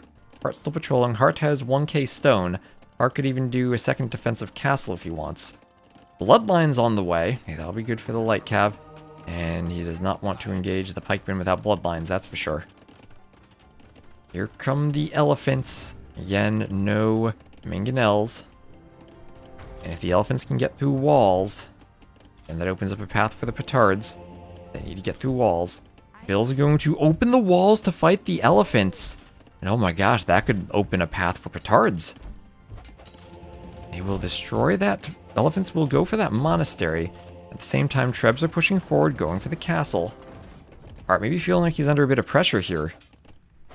Monks can convert the vills. Elephant will escape. Elephants will escape. A vill or two might get converted. There's one conversion. Elephants need some healing here. Oh, the castle killed the elephant. And okay, the light cav are in. Here come the petards. And we have 9 petards. These Trebs are falling back at the same time. Big fight in the middle. And as the fight's going on in the middle, Hearttt just needs to run forward. The monastery is down. Pikemen coming from the rear. Kind of awkward that the wall isn't opened more. But here come the petards. And KingstoNe could try to quick wall them out. Elephant getting some damage on the TC there. Where are the quick walls? He's going for a house. Will not get it in time.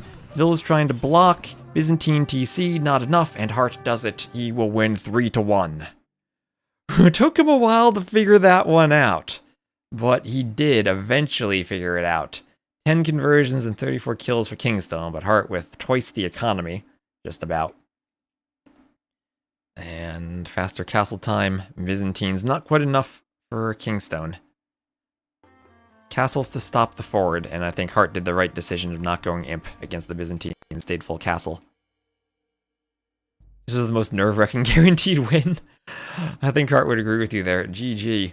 So, like I said, I have to run, like, immediately right now, so thank you all very much for watching. I'll just check off the scoreboard and be done with this. That's a win for the Bengalis and a sad loss for the Byzantines.